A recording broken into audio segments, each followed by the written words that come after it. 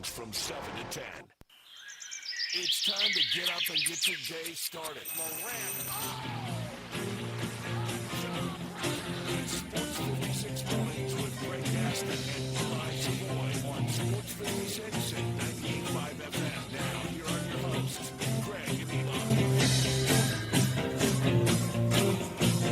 I'll tell you, I can get used to 4-day weeks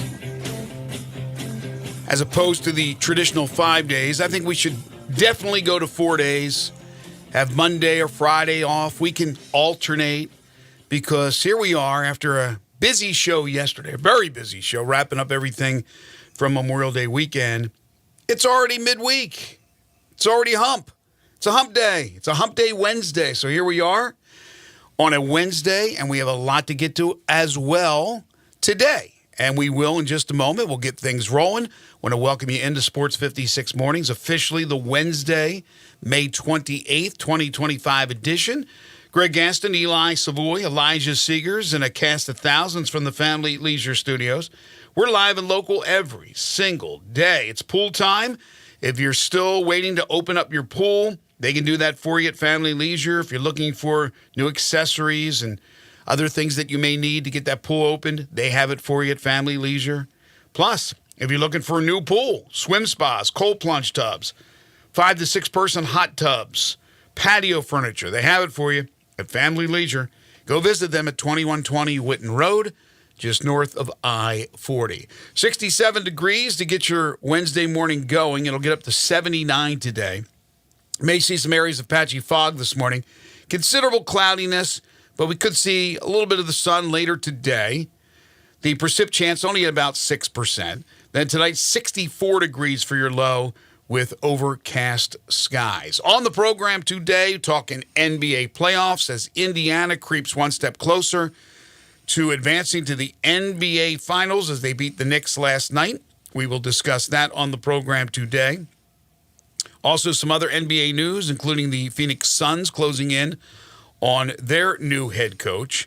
Today is the final day to opt out of the NBA draft for players in college that will return, and a number of big names, some maybe even penciled in as late first rounders, have decided to come back to college, and why not with all the money on the table? We'll talk about that. SEC meetings rolling right along. A lot of topics, a lot of different opinions. We'll get to plenty of them on the program today. Yesterday we talked with Mickey Barker about Jack Nicklaus's tournament. That's the Memorial, which is this week, and Rory skipping it. Well, Jack had something to say about that. Also, the PGA Tour announces changes to the Tour Championship. We'll get to those details later on in the program. DeMichael Cole joins us at 8:05 to talk all things Grizzlies. At 8:25, 17-year NBA vet and former Mitchell High School star Thaddeus Young, also one of the owners of Shoot 360 Memphis. He'll join us at 8:25. And then at 9:25, Parthu Pajai on Memphis Tigers basketball, and the Memphis Tigers inked another player yesterday. If you missed it, we'll give you the details on that. You can hit us up on the Sissy's Log Cabin listener lines at 901-360-8255. Good morning. Good morning. Finally stopped raining. Although I did get rained on my way in this morning for a little bit. Did it really? Yeah. Just it's got to make sure it rains every day, I believe. I think that's just part of the deal at this point, just make sure there's at least a little bit of rain every single day. Man, what I learned, though, and not just learned it, I've known this for a while, but I mean, don't take the inside lane. When you've had a bunch of rain or when it's raining, don't go inside lane. And I'm talking about mainly on city streets as opposed to highways, because they always get flooded. Man, I see some cars go through that, and that water is like spraying over the top of their hood of the car and hydroplaning a bit, or even cars that can get stuck. I mean, I don't think that's the situation today, but over the last few days with all that rain over the weekend, whew, I watch them and go, nope, I've learned my lesson, because it happened to me one time years ago, so I make sure I'm in that middle lane or that second lane if there's only the two lanes, but it can be a very dangerous situation. So yesterday I was asking the question, if Indiana wins and goes up 3-1, will people, and including myself, I was asking the question to myself, would I feel that the series was over. Because in the West, where there's Game 5 tonight in Oklahoma City, I feel that one is now over with the Thunder going up 3-1, winning Game 4 in Minnesota, having 2 of the next 3 if it happens to go 7 at home. OKC's in the driver's seat. But what about Indiana? Indiana, what would happen if they go up 3-1? Well, it's happened. As last night they beat the Knicks 130-121. Do I feel it's over? I feel it's just about over. The Knicks, again, if it can go 7, they would have 2 of the 3 at home. But right now, Indiana's just a better basketball team, Eli. This is a deep team. And last night, Tyrese Halliburton, who's been fantastic, maybe a little bit more extra added incentive, although he didn't need it, with his dad in the arena. John Halliburton in a suite. Had one of the best stat lines I can remember. He didn't score 50, but Tyrese Halliburton, leading the way for the Pacers, scored 32 points, had 15 assists, added 12 rebounds, got 4 steals, and had 0 turnovers in 38 minutes. That's a leader. 15.6 assists, 5 rebounds in the first quarter alone when the Pacers scored 43 to jump out on the Knicks. The Knicks battled back, so it wasn't over after that first quarter. It was a 43-35 lead. But that set the tone for everything. Yeah, he was amazing. I mean, it was a historic performance. First ever in the playoffs with 35, 15, 10, and 0 turnovers. I mean, just look at it. Nobody in the game scored more points than him. Nobody had more assists than him. Nobody grabbed more rebounds than him. Nobody had more steals than him. And nobody had fewer turnovers than him. Wow. I mean, it's That's just epic. It's just an absolutely unbelievably good performance. And Indiana was able to get out and run after last game was played a little bit slower, a little bit not to their liking. And Rick Carlisle talked about kind of putting extra on Tyrese Halliburton to make sure that he was more aggressive and that they were able to get out and run. And they put up 130 points, which is what that's more to their liking. And, they are in full control now, up 3-1. And, the Knicks, despite Brunson getting his 31, Cat having 24 and 12, they did some good things, but they just couldn't stop the Pacers offensively. And so it's they're in a dire situation, which quite frankly their fans deserve after that celebration after the conference semifinals.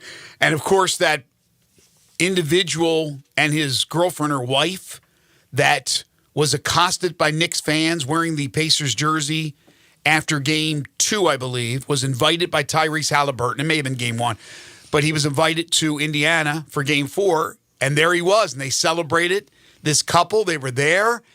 Halliburton gave him a jersey afterwards.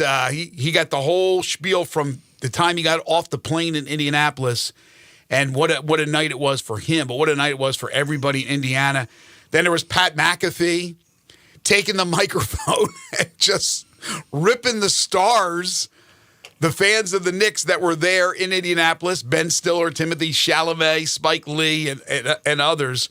It couldn't have gone any better. Then you throw in Pascal Siakam had 30 points. You had off the bench Benedict Mathurin with 20. I just love the Indiana Pacers bench. Obi Toppin with that big dunk. And just steady Eddie T.J. McConnell, who's been there now for a number of years. They got really good role players. But only Andrew Nembhard struggled shooting the ball. He was 1 of 9 from the field. Everybody else shot the ball extremely well. They were 45 of 88 for 51.1%.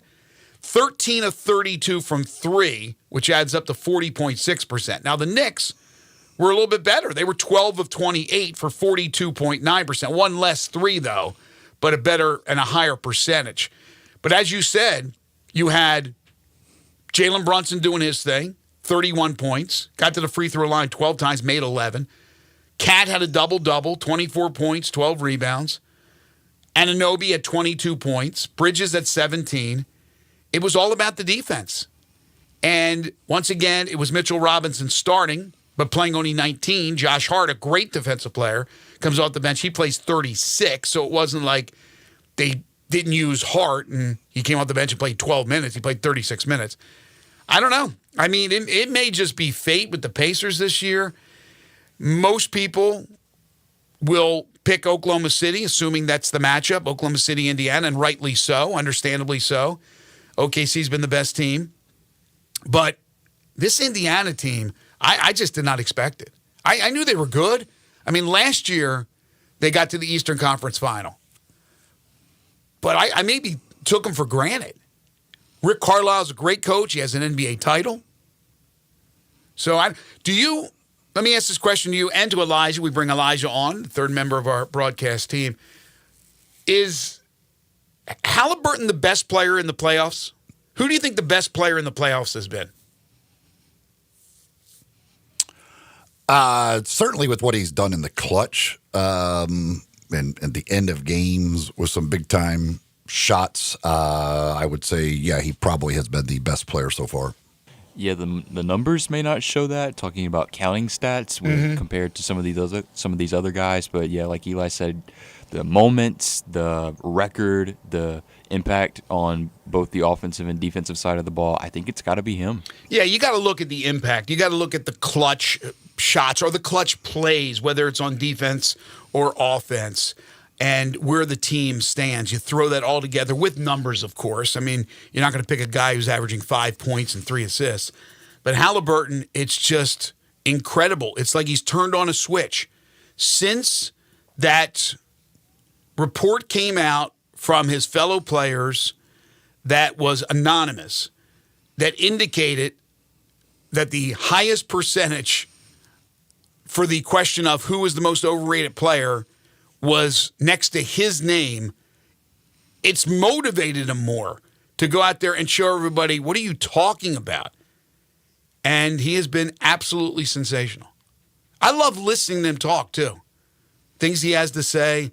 And again, Pop was back in the arena last night. So can they finish it up at the Garden in New York? That would be something.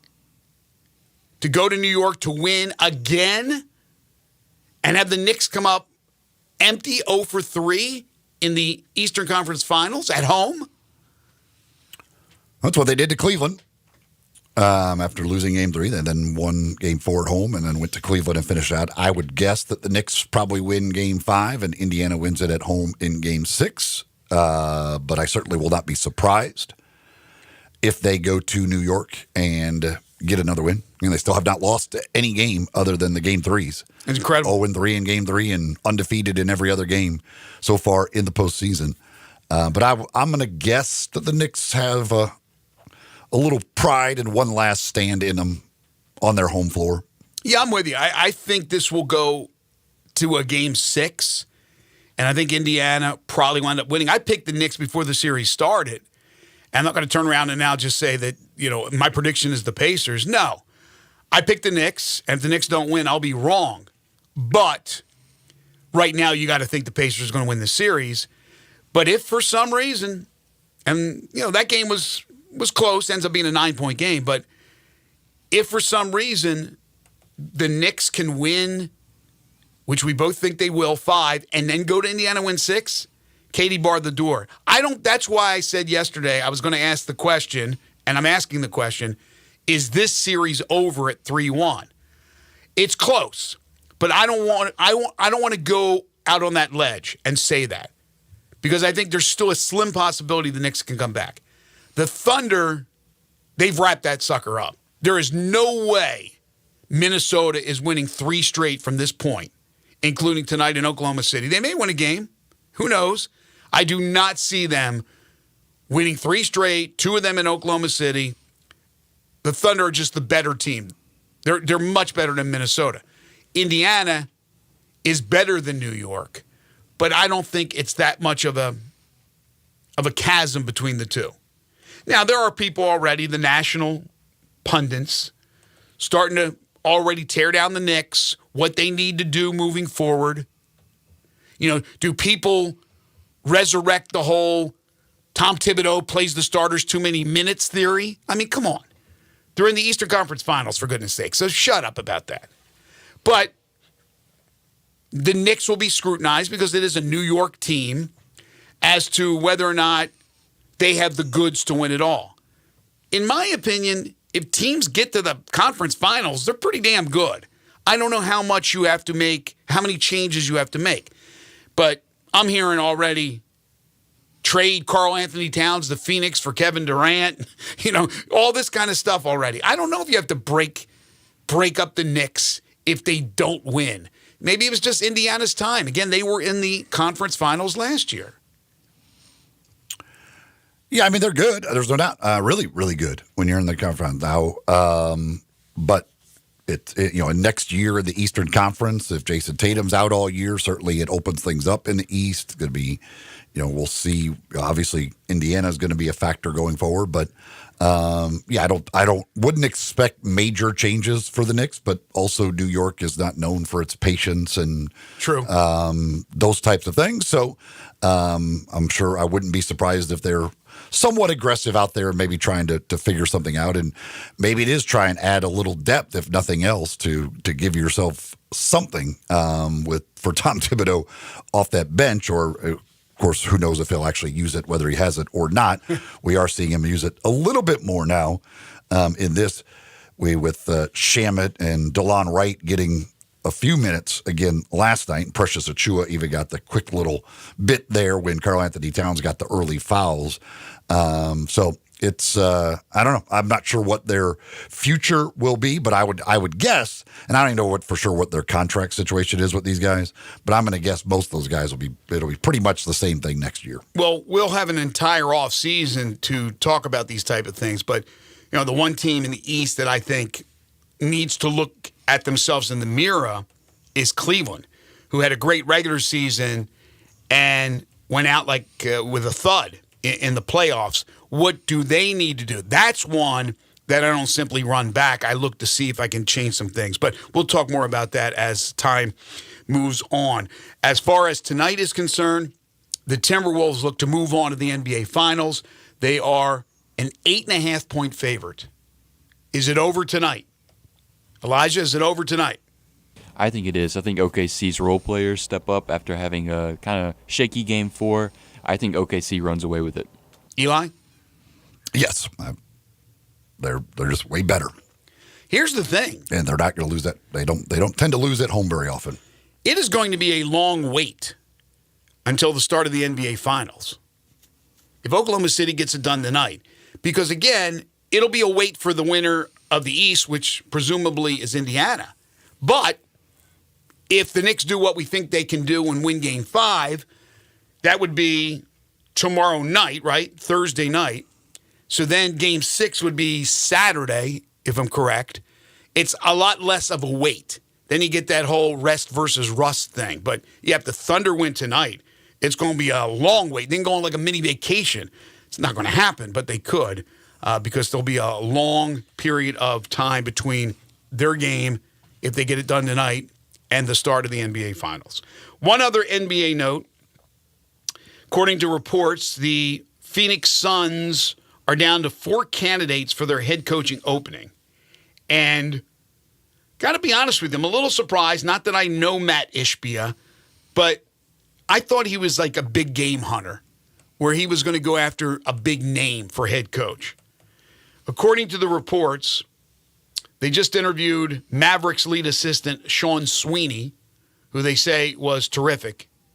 They've interviewed Chris Quinn, who's a Miami assistant, former Duke player, right? Chris Quinn? Or am I mistaken? I'm not sure. I think he played with the Heat, maybe. Johnny Bryant and Jordan Ott.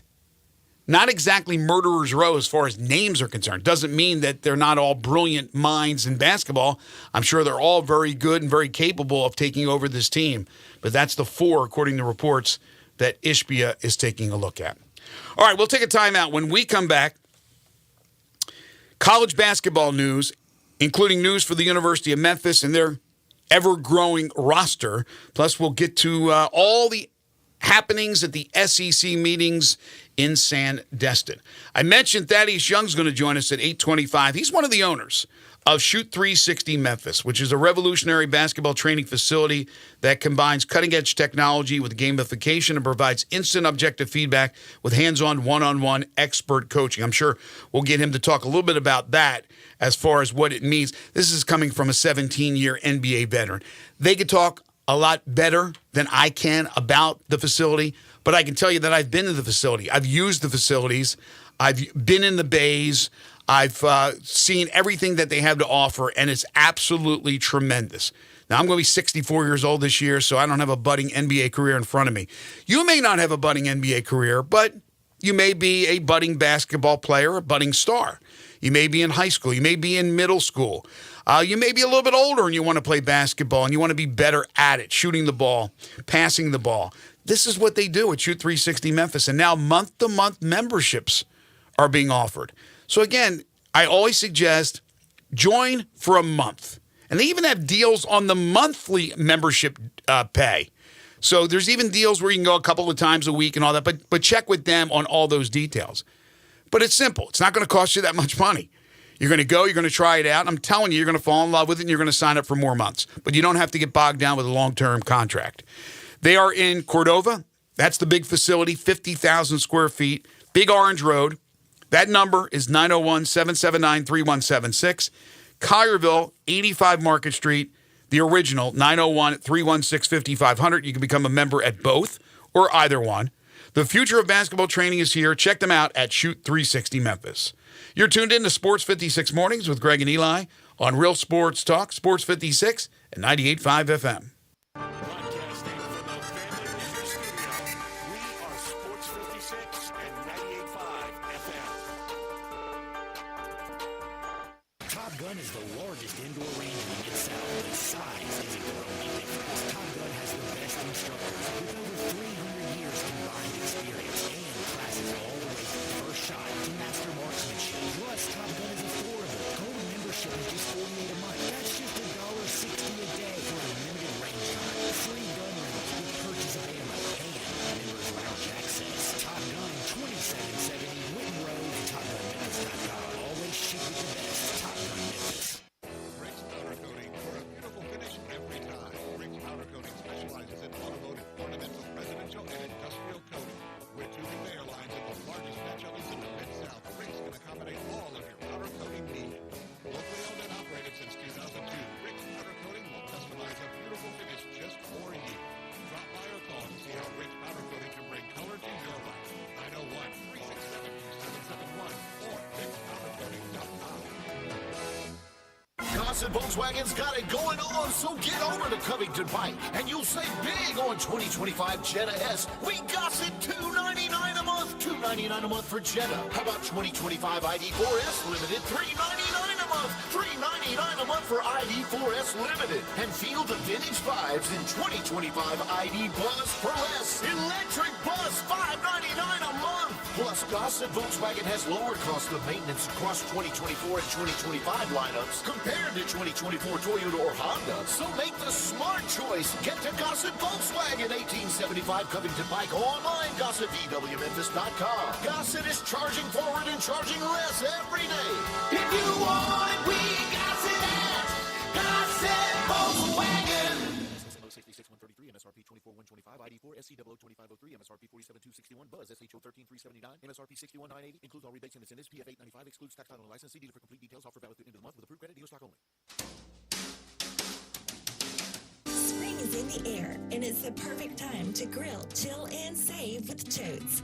Install a new generator, tankless water heater, or Carrier HVAC system, and you'll get your choice of a free green egg grill or 36 months no-interest financing. Stay powered during storms, enjoy endless hot water, and slash your cooling costs this summer with a high-efficiency Carrier system, and grill some slow smoke barbecue on us. But hurry, this special ends soon. And if you're dealing with plumbing or electrical problems, Choates is here for you too. Give us a try and take $60 off your repair. Leaky faucet, clogged drain, broken outlet, lights flickering? Call Choates and save $60 on your plumbing or electrical repair service. Call 347-8086 or visit ChoatesHVAC.com today. And remember, Choates, let our family serve your family.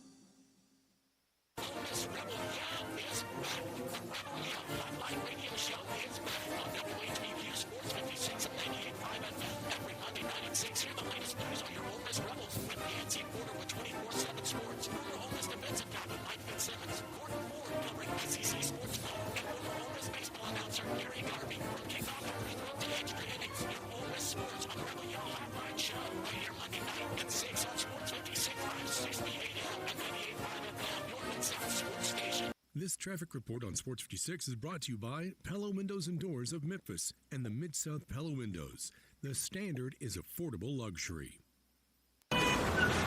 Sports 56 traffic.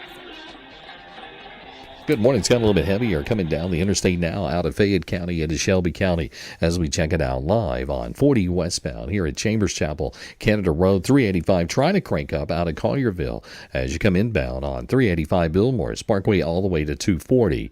Dandelions, crabgrass, Lawn Solutions says not a problem. Call Lawn Solutions today. They'll make your yard look beautiful.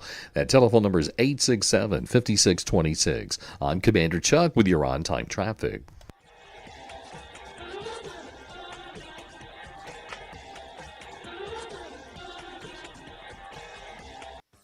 Back to Sports 56 morning on Sports 56 and 98.5 FM.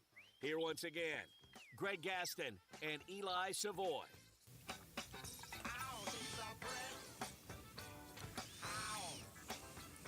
Welcome back, everyone. 7:27 is the time. Hour one here on Sports 56 mornings. Got a text from Ron on the Sissy's Log Cabin listener line at 360-8255, 360-8255. Says the NBA is not going to like two small market teams playing for the championship. Now, this would not be the ideal matchup from the NBA or ABC's perspective, but nonetheless, it's what they're probably going to get. Yeah, it hurts to lose the team from the number one ADI market in the country because you're going to get fans that aren't diehard basketball fans to watch for their city's team. And even though you'll get that to a certain extent with Indiana, Indianapolis, and Oklahoma City, they're much smaller cities. So to his point, he's absolutely right. However, I love it. I love the fact that these are two small markets. Putting things into perspective in the NBA, these are small markets. These are two small market teams. This is fresh meat. These are somebody different. This isn't Golden State again. And I know we've had diversity in the NBA, especially recently, but I love it. I love it's not the Lakers. It's not the Boston Celtics who won it last year. It's the Pacers and the Thunder, more than likely, not yet finalized. And yeah, they're gonna suffer. I don't know. What were the numbers? Elijah, if you get a chance, can you look up the TV numbers from last year? The Boston-Dallas. Boston, obviously a big market. Dallas, a big market. Not New York and LA, but still very big, especially compared to these two. I'm just going to be curious to see what they are and what these numbers end up being. Because, again, the competitiveness, Halliburton versus SGA, the whole thing, I love it as a basketball fan. But, again, for the lukewarm, marginal basketball fan, I don't know. And we'll see how much they're hurt by that. See, it doesn't matter if it's the NFL. It doesn't matter if Green Bay is a small market, but a very popular team. But pick out two smaller markets and have those teams in the Super Bowl, you're still going to have incredibly large numbers because it's the NFL. But it's all about storylines and intrigue as well. And New York, there's storylines. There's the movie stars, and people want to see them as they introduce them every single time before the game to the television audience. There's Chalamet, there's this guy, there's this guy. You're going to get it in Oklahoma. I don't know. I wonder who Oklahoma City's biggest personality is that comes to games, other than any family members or anything like that. And what is it for Indiana. For Indiana, it might be Pat McAfee. For last night Oklahoma City, who is it? Triple H was sitting right there courtside. Is he from there? Do you know? Like, is he an Indy guy? I don't know. Because he's constantly in the one. He's right there courtside. He's always at the shots. You had, who else were they showing? I thought Triple H, when they showed him, he was a Knicks fan. Like, I thought. I don't know. He might be. Knicks I don't fans. know. Like, I don't know. I have no idea. He's sitting right there courtside. Who they showed? There was somebody else that was an Indy guy. Who the heck was it?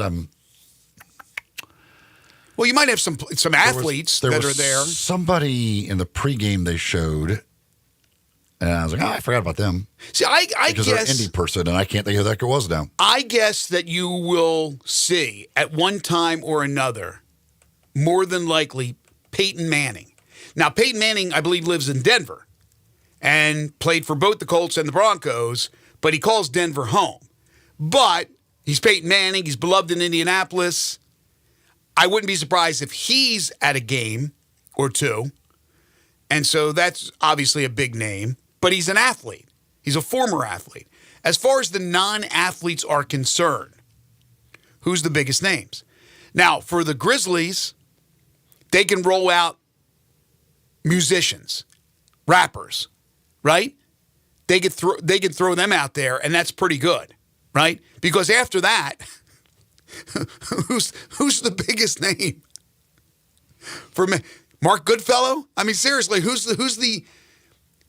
would be? Now, once in a while, you get. Was it Julio Jones who would show up every once in a while? Well, there's been a lot of Titans guys come over. Yeah, that's what I'm saying. But again, I'm trying to eliminate the former athletes or the current athletes. So, but at least Memphis can roll out music. Whereas I don't know what Indiana has as far as the celebs. By the way, Rick Smits did not recognize Rick Smits. I had no idea that was Rick Smits when they showed him. The Dunking Dutchman? I didn't see him. I didn't see when he was introduced. I don't know if he was introduced or not, but they showed him. It was him and I don't know if it was last night. It might have been game 3. I can't remember if it was last night or game 3, but him and who was he sitting next to? There's another former player that he was sitting next to. Oh, John Mellencamp. Thank you, Texter. John Mellencamp was the guy that I saw last night. That works. That's right. Indiana, I was like, I didn't think about him. Like he's, yeah. By the way, and when I say introduce, I don't mean like the PA announcer introduces. I'm talking about when who's on the call in the East? Is it Breen? Mm-hmm. Okay. Or no, it's the TNT's got the East. Oh, so it's Harlan. Yeah, when they start rattling off the stars that are there. But yeah, I mean that's a pretty good one. John Mellencamp for Indiana. But, you know, Oklahoma City. I don't know if he would go to games because he doesn't do a whole lot anymore, but David Letterman would be a. Yeah, he went to Ball State. He's from Indiana. Yeah, that's a good call. Letterman would be huge. But they showed, God, who the heck was Rick Smith sitting next to that night? And I didn't recognize the other guy at first because it was real quick. And then they said, like, oh, yeah, that makes sense. I see, but I was like, they showed Smith again. I'm like, yeah, you could have let me guess all night. I would not have come up with that being Rick Smith. Like another former player? It just didn't look like, just not the Rick Smiths that I remembered. By the way, you ever get a little piece of kernel from popcorn in your teeth, and you've like gone a day with floss and toothbrush and it's still, I can't dislodge the damn thing. It is bothering the hell out of me. But anyway, I digress. Okay, so anyway, you want to throw in some thoughts on the celebs? Yeah, I have no idea who Oklahoma City can roll out there, but you know anybody associated with that city, that state, maybe Blake Shelton will roll out there. Not Blake Shelton. He's from Oklahoma, right? And what's his name? Garth Brooks. I'm not sure if he's originally from there, but I think he is. Maybe they roll out some of those guys. So that'd be interesting. Memphis Tigers basketball. Yesterday, Penny Hardaway adds another player to the roster. If you're scoring at home, they have now handed out 13 invites. Well, 13 scholarships because it's all scholarship. There'll be no walk-ons. We believe that's true. Once the house settlement happens, if it does, anyway. So yesterday was player number 13. Guy's name is it's a, let's just put it this way, unfamiliar name. Unfamiliar name to, I think, everybody everywhere. The guy's name is William Wharton, 6'8", redshirt freshman forward, wing player from South Dakota State, who averaged 3 points per game. Played for South Dakota State in the Summit League. This, as I've said before, is the most eclectic group of players I've ever seen at Memphis. It's a hodgepodge, but again, Penny and Nolan and Mike and everybody with that program, there's a rhyme and a reason. They know what they're doing, I would think, and you still look at this roster and you go, where's the size? They have some 6'8" wings that they list as guards, but really the size is still an issue, and we'll talk more about this with Parth when he joins us at 9:25. But the thought is still that Tafara Gapare will sign with Memphis. He's the Maryland transfer, the 6'9" guy out of New Zealand who played with the Terps last year, before that Georgia Tech, before that UMass. But nothing official yet on that. But 13, so that's the limit, right, Eli? But the house settlement, assuming it happens, you can increase to 15. And I think that's the direction they're going in. Because right now, again, 13. But this is not, again, another player who just doesn't knock your socks off by just looking at the stats. Yeah, they got to go. They know they're going to go against the great Oscar Clough when they play Purdue. So they went and got Oscar Clough, one of his backups from that South Dakota State team. I mean, he's a redshirt freshman, didn't play a whole lot. Obviously they must look at him as a guy who can develop into a really good player or whatever. But it's, I continue to look at his roster and wonder where the scoring is coming from.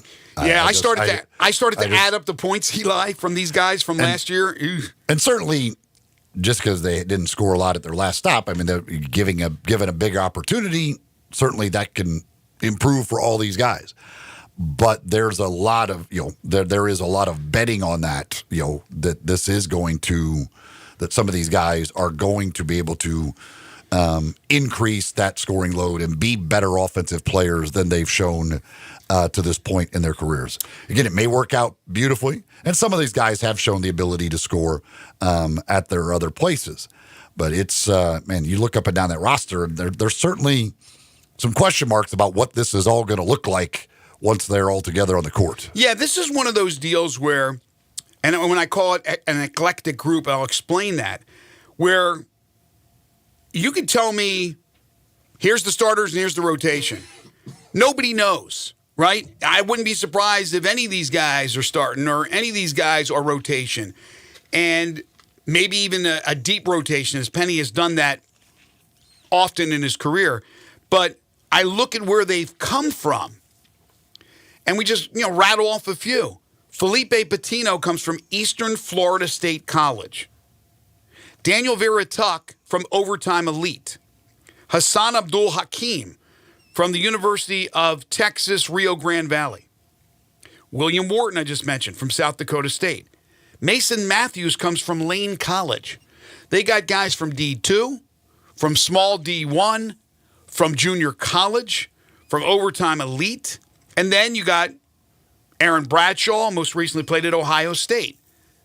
Doug McDaniel played at Kansas State. Curtis Givens III played at LSU. Zachary Davis played at South Carolina. You have the return of Ashton Hardaway, who played here 2 seasons ago. So it's, again, it's very hard to come up with something from the outside looking in. We're not privy to watching these guys who a number of them are already here playing pickup and off-season workouts and things of that nature. Again, efforting to get Penny on the show. Hopefully we'll get him on sooner than later to maybe talk about these guys and kind of the game plan. But they're not finished. they're not finished. And then, of course, you always have to throw the caveat in if Dane Danger gets the waiver. I think I'm legally, I have to bring that up each and every show. But obligated would be the word. But I don't think that's going to happen. So then you look at size. Again, the only one with real size is Bradshaw at 7'1". By the way, they list him as a forward, not a center. 7'1". Matthews, Wharton, Abdul Hakim are all 6'8". Hassan Abdul Hakim looks like a scorer, but he's more a guard, a wing. Wharton, again, didn't play that much. Ashton, we know about Ashton. He's not an inside banger with size. He's got a little bit of height, but he's a three-point shooter. Matthews is known to shoot threes well. He did last year at Lane College, but again, that's Lane. And then you got most of the guys are between, Doug McDaniel's short at 5'11". Most of the guys are between 6'3" and 6'5". Quante Berry, Curtis Gibbons, Sincere Parker, Patino, Thedford, who I like a lot, Vera Tuck. They're all about that same size. So anyway, it'll be really interesting. Last year, I had no expectations with the team that was being assembled by Penny with one returnee in Nicholas Jourdain, and they had a great year. You know, it ended prematurely, obviously losing in their first game in the NCAA tournament, but I thought it was a very good year and a step forward. And that was the team, again, we had no idea in the offseason. Now, anybody who says they know what's going to happen with this team, they're lying through their teeth. Don't believe some people, even if they have a good basketball mind. Nobody knows right now. Parth's doing his best job in trying to figure out what this lineup may look like. And again, we'll talk to him at 9:25 about that, about the schedule, and about other things as well. I mean, to me, McDaniel, Parker, Thedford. I mean, there's going to be a lot of pressure on those guys to score. Yeah. And again, they've shown the ability to score at their previous stops. You know, there's going to be Ahmad Bradshaw is going to have to figure it out. I mean, if Ahmad Bradshaw comes in here and he still hasn't really figured it out, I don't know. It's especially some of these matchups that you're going to have early in the season. Good luck. I mean, plus the Purdue matchup alone. Oh my gosh! With what they have size-wise and just veterans and that are really, really good. I mean, that on paper right now, that does not look good. Well, last year, obviously Memphis had Cisse and Danger, and they had size. They had not an enormous amount of size, but they had size. And then they battled Michigan State in the second game in Maui, and Michigan State has size. But they decided they were going to shoot a lot of threes. And it played right into the hands of Memphis, and Memphis was able to win. This year, right now, it's going to be guard-oriented, up and down the court, but playing defense. A lot of these guys are good defensive players. At least that's their reputation. But if you get into a half court against a team like Purdue's and the teams with size, I mean, yikes. So, again, I don't think it's over by any stretch of the imagination. If they can get Gapare or somebody like him, that's pretty good size and strength. So we'll see what happens with that. All right, when we come back, names and more names that have dropped out of the NBA draft. We'll go over that. Do want to tell you folks about a great place for lunch or dinner. That's Corky's. Corky's Ribs and Barbecue. They've been serving up that delicious slow smoke barbecue for 40 years. They've been catering that entire time. So if there's an event coming up that you want catered, Corky's is the choice because they've done it so long. They know what they're doing. They'll set it up. They'll tear it down. They'll clean it up. It's like they weren't even there, except that delicious slow smoke barbecue will be in your gut, and you're going to feel good about it. It's going to put a smile on your face. If you're looking for a place for lunch today, for dinner tonight, maybe take out and bring home to the family, it's Corky's. Poplar Avenue in Memphis, Poplar Avenue in Collierville, Germantown Parkway in Cordova, and Goodman Road in Olive Branch. Lunch specials every day. Party packs that start at just $7.49. And make sure when you get your entree, you add a third of a rack of ribs for just $7.99. Corky's Ribs and Barbecue, open for lunch and dinner 7 days a week. You are tuned in to Sports 56 Mornings with Greg and Eli on Real Sports Talk, Sports 56 and 98.5 FM. WHBQ on Twitter, Facebook, Instagram, and YouTube to watch live video of our shows, stay up to date with station events, and have chances to win prizes. Don't miss out on anything that's going on. Follow us at Sports56 WHBQ. So you need to sell your house? I have the solution. Call 914-611-01. That's 914-611-01. Call my buddy Bill and I buy houses, any house, any area, as is. It's literally as simple as that. Just pick up your phone, call 914-611-01. That's 914-611-01. Call my buddy Bill and I buy houses, guaranteed to close in 5 days. If you need to sell your house fast, call Bill 914-611-01. Bill and I buy houses. Extraordinary events come once in a blue moon, and right now, even the most extravagant luxuries are well within reach. The one and only May sale is back at Sissy's Log Cabin, and you can save up to 50% on nearly everything in the store. This is your chance to get the service, selection, and experience that makes you feel like family. But hurry, the best pricing of the year ends May 31st. Don't miss the one and only May sale at Sissy's Log Cabin, because life's too short for ordinary jewelry. Hi, this is Troy Five-Ash, owner of Five-Ash Roofing. Did you know there are so many roofing companies in Memphis that I don't even know them all? So that begs the question, which one should you choose? So I thought I'd give you a little background about me. My grandfather was a World War II Marine. My father worked for the University of Memphis for nearly 30 years. My mother, a pianist at Raleigh Baptist Church. Seems like forever. I went to Brownsville Road, Craigmont, and Bartlett High School, class of 81. We support the local school systems, youth athletics, and believe in what St. Jude and Le Bonheur stand for. I'm a Tiger and Grizz fan. The point? Memphis is my home. Five-Ash Roofing will be around if you ever have a problem with the service we provide. Five-Ash Roofing, fair, honest, and ethical, with deep local ties in our community. 367-0050 or memphisroofer.com. Five-Ash Roofing is what we do. We're here for you.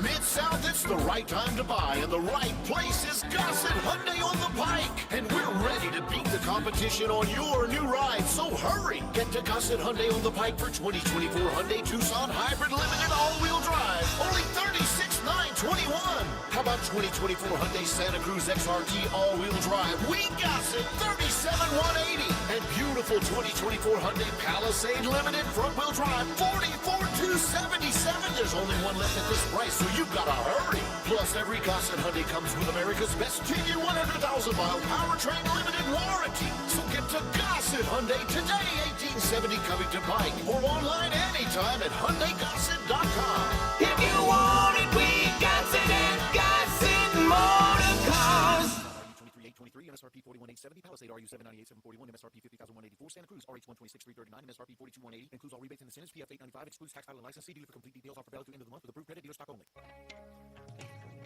Now, back to Sports 56 Mornings. Good morning on Sports 56 and 98.5 FM. Here once again, Greg Gaston and Eli Savoy. All right, so some big names heading back to college. Alex Condon, who helped Florida to a natty, opts out of the NBA draft. He's returning to Florida. They've also added Boogie Flan, so Florida will be right back there in competition again to win and defend their national championship. Yaxel Lendeborg, the former UAB Blazer, who jumped in the portal, then went to the combine and did everything that he needed to do to check out what his status would be for the NBA, and got a possible late first-round grade, still decided to go back to college. He'll play for Michigan and Dusty May. A little bit of a surprise there. Milos Uzan is heading back to Houston, so that's good news for Kelvin Sampson. And Mackenzie Mbako is going back to Texas A&M. Just some of the names returning to college. In days past, most of these guys, if not all these guys, would stay in the draft. But now, with the millions of dollars available in college, makes it an easy choice. Yeah, if you're a possible late first-round guy, possible late-round guy, and you would rather just take the money, because if you are a first-round guy Obviously, it gets you started toward your second contract if you do go to the league. But if there's no guarantees of being a first-round guy, and you've got offers, which I would guess that Lindbergh at Michigan's probably going to make a really good amount of money. Why not? But even second rounders now, although there's nothing guaranteed, nothing for sure, a lot of these second rounders now are getting guaranteed deals from, like, the Grizzlies are pretty notorious in doing that. Some guys are.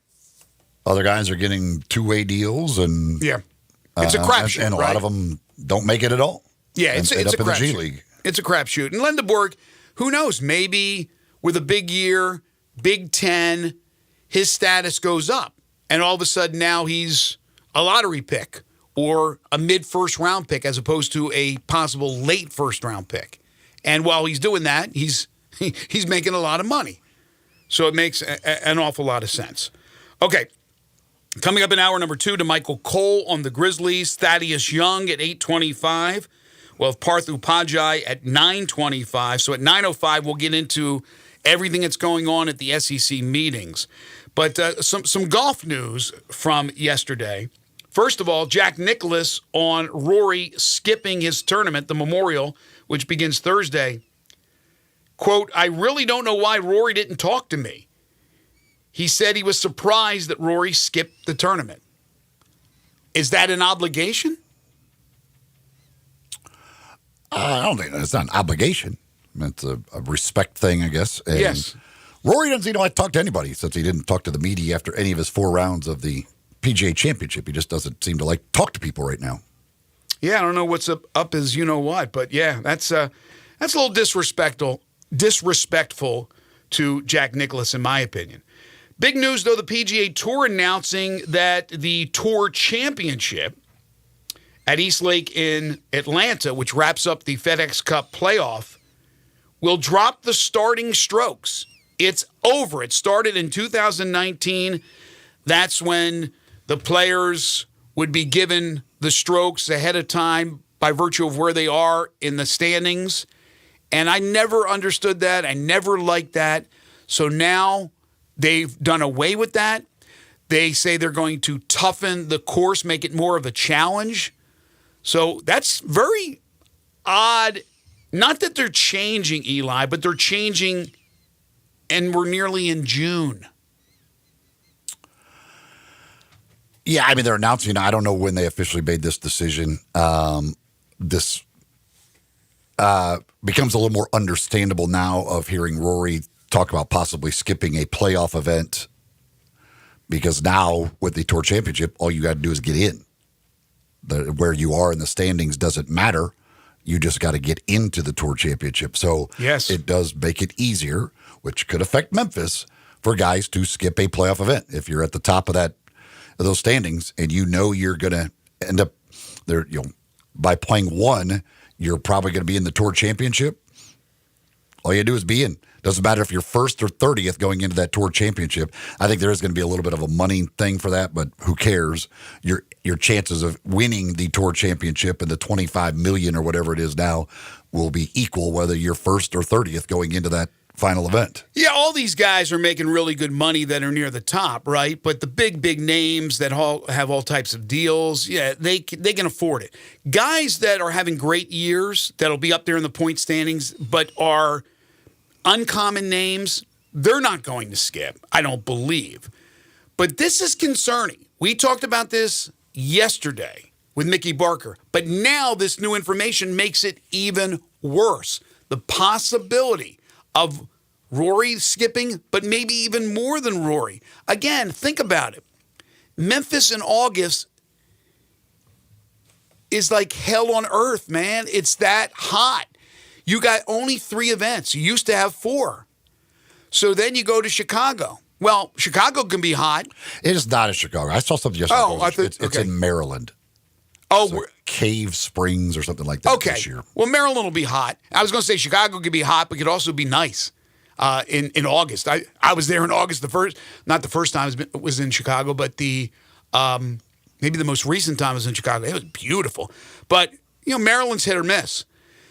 But the thing is, as Mickey was saying yesterday, if you're going to skip, do you skip the second one and then you're rested for the Tour Championship, or do you skip the first one, which is Memphis, and then you go Maryland and then on to Atlanta?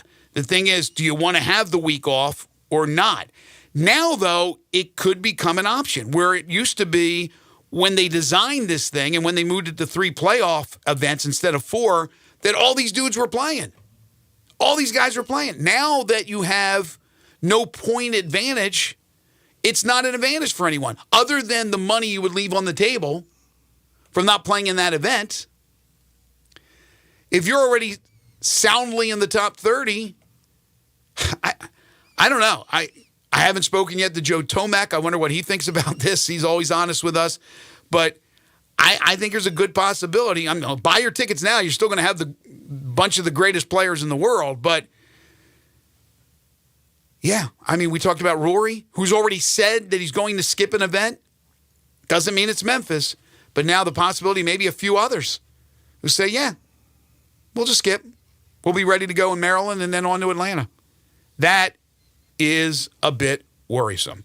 From Major League Baseball, Shohei Ohtani homered again yesterday, although he didn't do it on the first pitch to lead off the first inning for the Dodgers. I believe he did it in the 4th inning. But that's 3 straight games with a home run. He now has 20 for the season in 55 games. So he's on a pretty good pace. He also pitched BP over the weekend for the Dodgers. So he's getting closer and closer to now throwing once again in a major league game. But here's your major league home run leader with 20 dingers in 55 games. Just continues to amaze. We'll take a break. When we come back, we'll talk Grizzlies with Michael Cole. We do it each and every week. You're tuned into Sports 56 Mornings with Greg and Eli on Real Sports Talk, Sports 56 and 98.5 FM.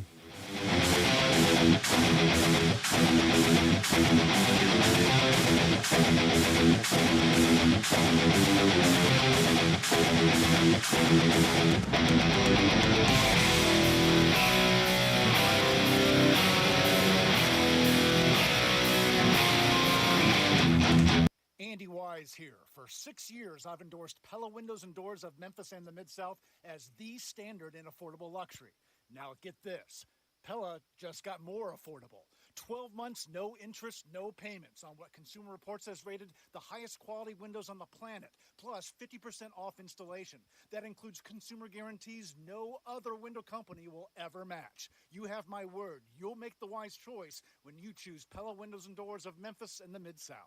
I'm Gary York. I'm the service director of Lexus in Memphis. Our service department wants to be more than just a place where you get your oil changed. We do glass repair, windshield replacement, recalibration of your camera and sonar systems, even wheel repair, tire replacement, all the things you would expect from a luxury automotive dealer. Please check out our website. You can schedule your appointment, check out our specials, hours of operation, or if you'd like to do it in person, please reach out to one of our associates at 901-271-5199. Pools, and more pools. Yes, it is pool time at Family Leisure. Family Leisure is already booking pool installs, so you need to buy now and get on that list. 24-foot pools start at $19.99 install. Liners are starting at $2.99. You're going to need some pool accessories, so they're all up to 20% off. Not quite ready for a pool? That's fine. Get a 5 or 6 person hot tub starting at under $7,000. You can also go for a swim spa or perhaps a cold plunge tub. Those are now $2,000 off. Get patio furniture up to 50% off on select sets. Buy your pool now. Get on that install list. Mention this commercial, and your install is free. It's underlined in the in-bold print, so you know it's big. It's pool time at Family Leisure. Family Leisure, Whitten Road at I-40, where family and fun come together. At Jason's Deli, when you're dining in or picking up curbside, you can expect wholesome food and no surprises, just delicious sandwiches, crisp salads, and quick quality meals made with the freshest ingredients and no artificial trans fats, MSG, high fructose corn syrup, or artificial colors and dyes. Around here, a lot of thought goes into what we put into our food and what we take out of it, because you're not just taking a bite, you're getting a taste of who we are. New items are constantly being created to expand our menu for all tastes some special diets with vegan and gluten-free options available. Convenience and on-time delivery you can count on. It's just a click away at jasonsdeli.com, so whether you need to feed 5 people or 5,000, the team at Jason's Deli, they have the credentials and the commitment to keep you satisfied. Freshness is nearby at Jason's Deli with locations at Ridgeway in the Park Place Center, Poplar and Highland, Germantown Road in Cordova, and on Goodman Road in Olive Branch. Jason's Deli. It's wholesome food and no surprises. This traffic brought to you by Raleigh Tire Auto Service, your local family-owned business for over 60 years. Sports 56 traffic. Good morning. Trying to build out here where you would expect this time of the morning up through the Midtown area on 240 north at Lamar as it gets a little bit heavier up through South Haven on the interstate here on 55 northbound. All that traffic flow coming up from DeSoto County all the way up through South Memphis. Dandelions, crabgrass, Lawn Solutions says not a problem. Call Lawn Solutions here in Memphis at 867-5626. I'm Commander Chuck with your on-time traffic.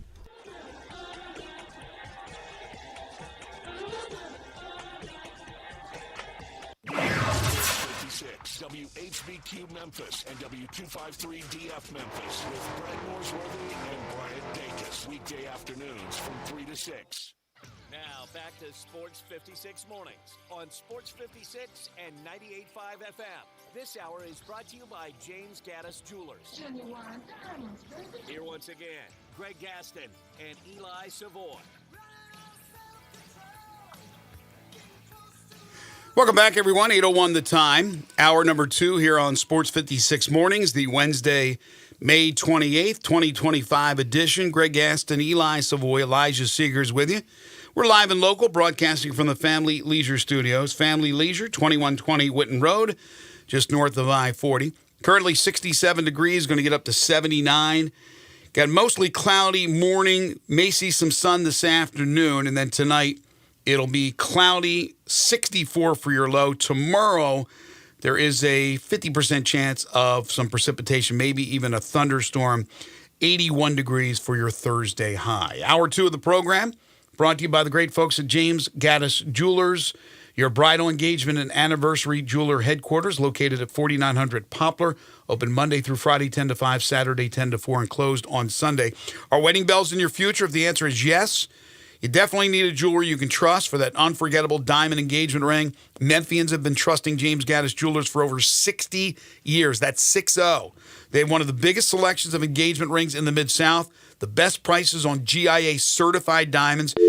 James is a master jeweler and diamondologist. He's graded by the Gemologist Institute of America, so has all the credentials you want in a jeweler, the type of credentials that you feel very confident in whatever piece of jewelry you're looking for. Whether it's the holidays, a fall wedding, or spring formals, beautiful jewelry accentuates your look. James Gaddis Jewelers has everything from beautiful necklaces, earrings, and gemstones to stunning bracelets and watches. Plus, new jewelry collections are coming in weekly. Layaway and financing is available. James Gaddis Jewelers, 4900 Poplar Avenue in East Memphis, or online at gaddisjewelers.com. Make sure to follow them on Instagram at Gaddis Jewelers to hear about all the exciting things happening at the store. Say I do at James Gaddis Jewelers. All right, we're going to talk some Grizzlies here in just a moment with DeMichael Cole. Then later on in this hour at approximately 8:25, the 17-year NBA veteran Thaddeus Young will join us. Parthu Pajai on Tigers basketball at 9:25. But without further ado, let's talk some Grizzlies.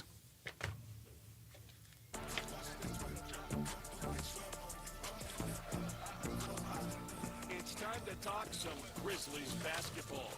Joining Greg and Eli is DeMichael Cole, Grizzlies beat writer for the Commercial Appeal. Here's DeMichael with Greg and Eli. He is DeMichael Cole from the Commercial Appeal, the terrific Grizzlies beat writer who you can follow on Twitter at DeMichaelC and listen to him each and every week talking with us right here on Sports 56 Mornings. D, how are you? What's going on, guys? Not much, man. Do you think the two conference finals are over? Is it going to be Oklahoma City and Indiana? It sure looks that way. I definitely think that's going to be our finals matchup. OKC, Indiana. Yep. I believe you. I agree. I just wonder if the Knicks can push this thing to at least 6. I think the Thunder series ends tonight.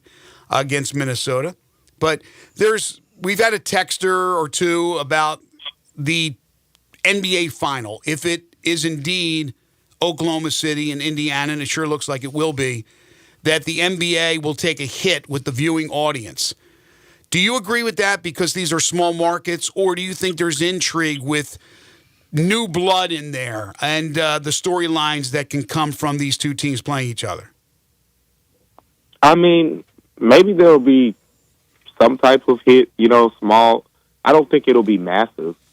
It's still, the NBA Finals, two really talented teams.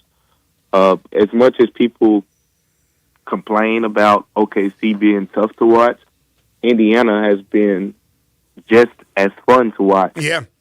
On the other end of that. So I think there'll still be some interest there. But, people are just so used to, we're so used to seeing a Cali team or, Boston or, Miami and all those types of cities. But I like this. I mean, for all the things that Adam Silver emphasized when he took over, kind of creating more parity was near the top of his list. And look, this is what parity looks like. You're starting to see teams that haven't been in the NBA Finals much recently have legitimate shots. Yeah, I agree. So the big news on the Grizzlies front, obviously, Jaren Jackson Jr. not making All-NBA. So as they go into this offseason with him, what would it take to be able to do the renegotiate and extend? How much cap room do you think they would need to create in order to get something that would make sense for Jaren? Man, not much, honestly. It's something that we thought about for a while, and it's not hard to do. For the most part, when you talk about the renegotiation tactic with the Grizzlies, it's just going to take renouncing the rights of a couple players. People probably don't remember, but Marvin Bagley was making a lot of money last season. So you factor that, you renounce his rights, you renounce the rights to Luke Kennard, and just like that, you're pretty close, at that point. So then, a couple of marginal moves, right? You announce the rights to Lamar Stevens, and once you do all those things, that pretty much gets you there. And I mean, they don't need much. I think if you get to around $6, $7, $8 million in cap space, you can go from right now. The max that they could offer him is 4 years, 146. I think if you do that, if you get to $7 million or so, you could bump Jaren Jackson Jr. up to $30 million next season. I mean, this upcoming season, since he's expected to make $23.4 million. So you could pretty much use the rest of the cap space, pump him up to $30 million, and then that would put you in line to pay him a 4-year deal, somewhere around like 185 to 190. So you can go from 146 to 185 to 190, just like that, which to me is a much more realistic deal for him to sign than a 146. So it's not overly difficult, but as I wrote today, there are domino effects, that come with that. I think you got to talk about the idea of trading someone a little bit more to make that happen. And then, to me, that player is John Conchar and his contract, because that's one of those marginal moves that creates a little bit more space and, allows you to get closer to whatever that desirable number is for Jaren Jackson Jr. in his camp. So it's hard to say exactly what the number will be without knowing exactly what the cap space will be. But I can say this. It is not hard for them to create cap. It's not going to – they don't have to, gut the roster or anything. Luke Kennard's cap hold, Marvin Bagley's cap hold. You announce the rights. Basically, you're taking away the bird rights. to those guys heading into free agency, and that alone, gets you pretty close right there. So then you start making the marginal moves to Lamar Stevens, and then possibly even try to trade a player. And you do that, I mean, there'll be more than enough to pay Jaron. I mean, probably $200 million at that point if they wanted to. DeMichael Cole joining us on the Sissy's Log Cabin guest line. Okay, so along those lines, and I think you're absolutely right. If there's a will, there's a way. The question is, and I know you know Jaron real well, but you probably don't know what he's thinking. If he waits and becomes a free agent, he could re-sign with the Grizzlies for the most money. He can get 5 years as opposed to this offseason where he only gets 4 years, but then you're taking a chance in case, God forbid, you got a debilitating injury. There's a lot of things that come into play. So my question for you is, again, why do you want to do it now? I just laid out a little bit of that, but why do you want to do it now as opposed to next year? And then the second part of the question is, because you said 185, 190, maybe 200 if you can get it up to that. What do you think he would get on the open market if all bets were off and teams could afford him? What do you think he would get? So 2-part question there. I mean, we can work backwards. I think on the open market, Jaron would be very coveted. He would get a sizable contract because it would be a situation to me where it doesn't have to be a contender. That sees the most value in him or whatever the case may be. Mm-hmm. It could be a situation where he's going to a team that's an up and coming team. I could see a team like a Charlotte, or we'll see how the Nets situation is. Everyone knows the Nets in the next couple of years they're about to start swinging for these stars because they have the space, they have the flexibility, they have some assets coming in. So I think those are realistic spots now. So next season he'll get paid if he were to wait. But it just makes way more sense to get this done now. Way more sense to get it done this off season. I think the renegotiation route is the only way that it gets done. That's why we've kind of been hearing about it, been talking about that so much, because 4 years, 146 is just. I don't think he should sign for that. I don't think he will sign for that. And that would be dumb. I mean, that's not going to happen. But just frame of reference here.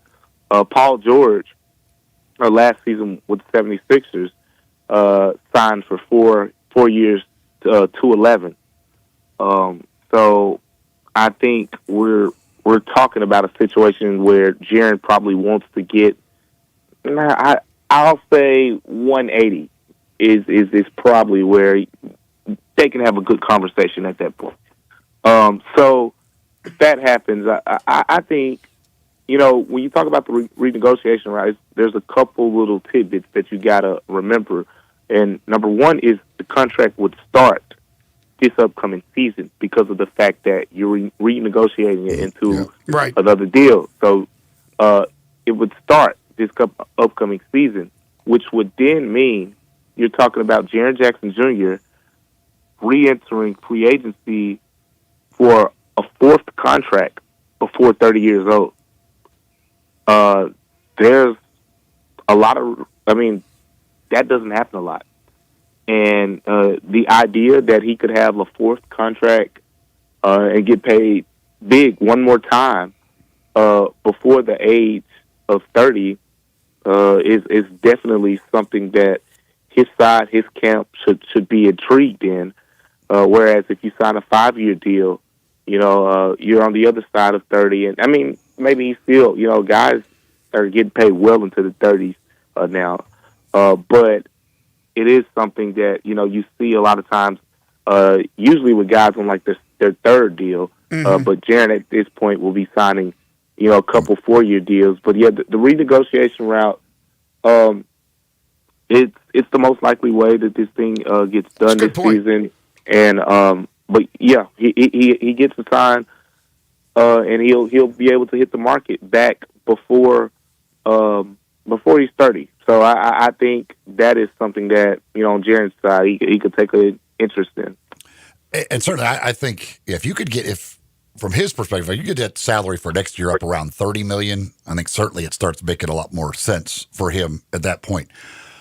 If the Grizzlies go that route and get below the cap in order to do that, what does that do as far as their exception is concerned? If say that last part again, because they would lose the non-taxpayer exception. Yep. So what is the room exception?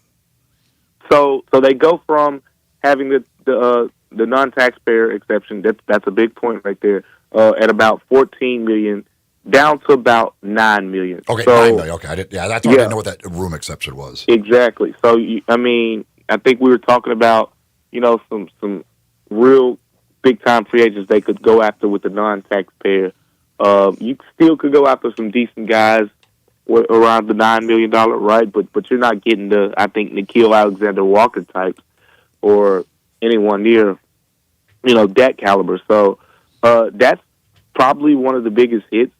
Like it's going to be a little bit harder to build that same caliber competitive roster, but not much harder. I mean, you still have the biannual, and you still have other assets to get the roster better. What's the biannual? How much money there? It's about $5 million a year. Okay, Yep. So I hear what you're saying, and I'm looking at the half-empty side of things, and I go, okay, all right, they do all this stuff to get him re-signed, which you have to do, and if it's up to $30 million a year or something like that, which he deserves, you're getting rid of some of the lesser guys, but you're getting rid of, you mentioned like Stevens and maybe having to trade Conchar and Bagley and all that. Okay. And then you said the mid-level exception gone at $14 million. You'd have 9 and then maybe 5 to spend as well. And you said, maybe you can get some, but the whole point is that like they have to be better. Right? Kleiman said that. He said, we're not even close. So how does that make you closer when you're like, you can't even get Alexander. You can't. I don't understand how you're getting better other than Jaren Jackson Jr. is making more money.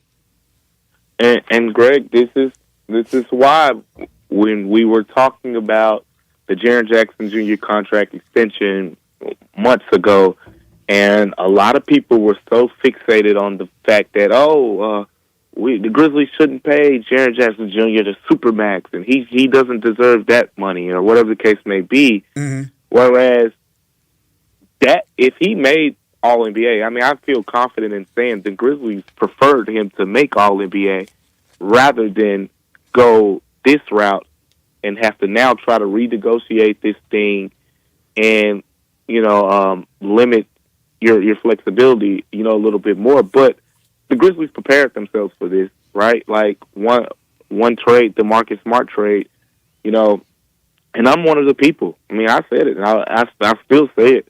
Like, I didn't think they should have made the trade at that time. I was more so, after the season or whatever the case may be. But it is very understandable why they did that, because they tried to, again, you're trying to get cap space here in order to, pay Jaren Jackson Jr. more than $4,146, so you didn't be stuck with just that option, and then now you're pretty much battling with the rest of the league going into next season. So yeah, I think that's something that's been on the minds, of people, here with the Grizzlies, and it's going to be a little bit tougher now.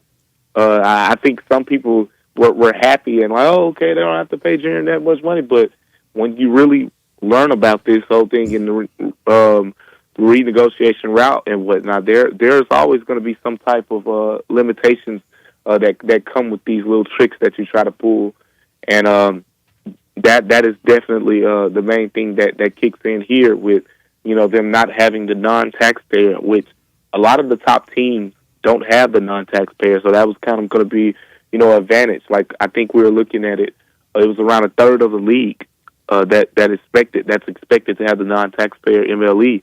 So that was going to put the Grizzlies in a very unique position to go get a really good basketball player. So they're gonna have to still be aggressive. I still don't think that's going to be an excuse, because you still have You know, the taxpayer, the $9 million one, you're going to have the biannual at around $5 million. Like, you got other routes to really upgrade this roster. So we'll see, you know, how much they plan in that. From, I guess, what you know from talking to him or those people, taking out the fact that, again, they could pay him more than others, all that stuff, do you believe that Jaren wants to be in Memphis and continue to play with Ja? Like, that this is where he would rather be? Oh, without a doubt. Jaren Jackson Jr. wants to be in Memphis, and he wants to play, like you said, with Ja, and yeah, this is where he wants to be. But another thing that I know about Jaren Jackson Jr. and that I've learned about Jaren Jackson Jr. is he has a unique understanding of the business as a player because of his upbringing. Because of who his mother is and her work with the WNBA, because of who his father is as, you know, a former, you know, NBA player. And, you know, he's kind of, you know, been, you know, a little bit more media savvy, I think, than some players when they come into the league at his age. He just understands a lot about how a lot of these things work. He understands it better than a lot of players his age. So it's a business. And I don't think you're going to trick Jaren Jackson Jr. into some emotional decision and signing, you know, some home discount in order to, you know, keep the band together or whatever. I think he's going to get his coins. So, and plus, you know, the agency he's with, I don't think they're going to let him go out like that either. So, Exactly. yeah. And that's great. That's great stuff and putting things into perspective. He's DeMichael Cole from the Commercial Appeal covering the Grizzlies. You can follow him on Twitter at DeMichaelC and listen to him each and every week talking with us right here on Sports 56 Mornings. DeMichael, thank you. We will talk to you again next week. All right, take care, guys. You too. All right, we'll take a timeout. When we come back, the 17-year NBA veteran Thaddeus Young joins us. This is Sports 56 Mornings with Greg and Eli on Real Sports Talk, Sports 56 and 98.5 FM. We are Real Sports Talk. Sports 56 WHBQ. Available on your radio dial at 560 AM and 98.5 FM, as well as around the world online at sports56whbq.com. Take us with you everywhere by downloading the Sports 56 app. And at home, just say, Alexa, play Sports 56. Sports 56 and 95 FM. Since 1948, in the alley, the Rendezvous. I'm with John Burgess. John, what's going on in the Rendezvous? Well, there's some things about the Rendezvous I'm going to talk about. For example, we make it really easy to park. We have valet parking right at Monroe Street in our alley. We also want to make it easy for people to get to doors. You can now park in our alley right at our front door and put your flashers on. People also forget that we take reservations for 6 or more. And we have a wonderful party room upstairs that can accommodate people for rehearsal dinners, birthday parties, reunions, graduations. Our rooms seat between 25 and 275 people. And everything at the Rendezvous can be packed to go. But we also do catering. See our menu online, and we can even deliver for groups of 15 or more. So if you have any questions, always feel free to call us at the Rendezvous because we answer our phone ourselves. You'll never hear. Please listen carefully for our menu listing. Press 1 for reservations, press 2 for hours, press 3 for catering, or if you know your party's 9-digit extension number and the first 3 letters of the mother's maiden name, dial it now. Come see us at the Rendezvous. Since 1948, the Rendezvous. Spring is in the air, and it's the perfect time to grill, chill, and save with Totes.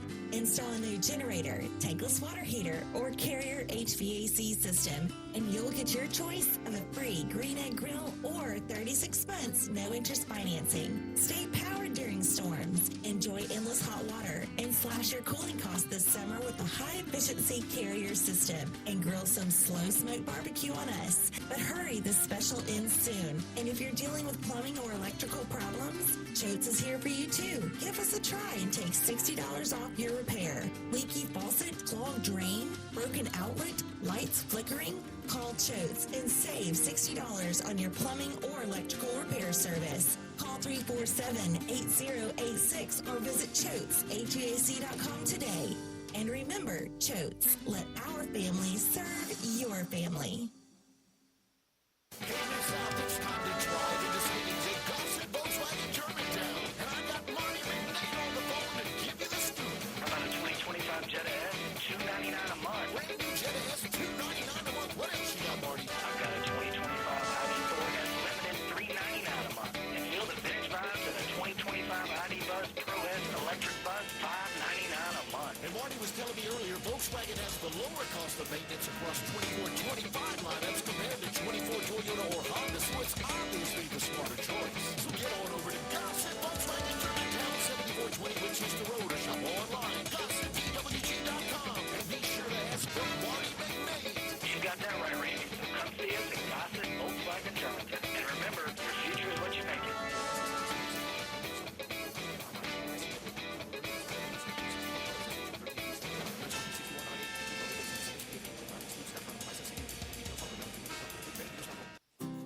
Is your wife asking you to stop eating junk food? We have it covered at Humdingers. It's quick, it's healthy, and most important, it tastes amazing. Many choices from salmon salad to rainbow trout and grilled asparagus. Come visit us for lunch at Humdingers, 6300 Poplar Avenue. So good, Coach Penny eats with us weekly. Don't forget, Humdingers offers full-service catering for weddings, social events, or your corporate lunches. You can call 901-260-8292 to find out more. Listen each and every Sunday morning at 11 to join Ottawa Presbyterian Church for worship. Ottawa is a PCUSA church in Memphis. This traffic report brought to you by Triangle Meat Company, feeding Memphis since 1967. Open 8 to 5, Monday through Friday, 4790 Summer Avenue. Trust Triangle Meat Company. Sports 56 traffic. Good morning. An accident over here has got it slow on 240 eastbound just before you get up to Poplar. Again, it's already heavy over here on this side of town anyway. This time of the morning, again, now it's slow with all this rubbernecking trying to get around this crash on 240 eastbound near Poplar. It continues to build on I-40 westbound as you come in from Fayette County into Shelby County. Dandelions, nutgrass, crabgrass, Lawn Solutions here in Memphis says not a problem. Call Lawn Solutions today, 867-5626. I'm Commander Chuck with your on-time traffic.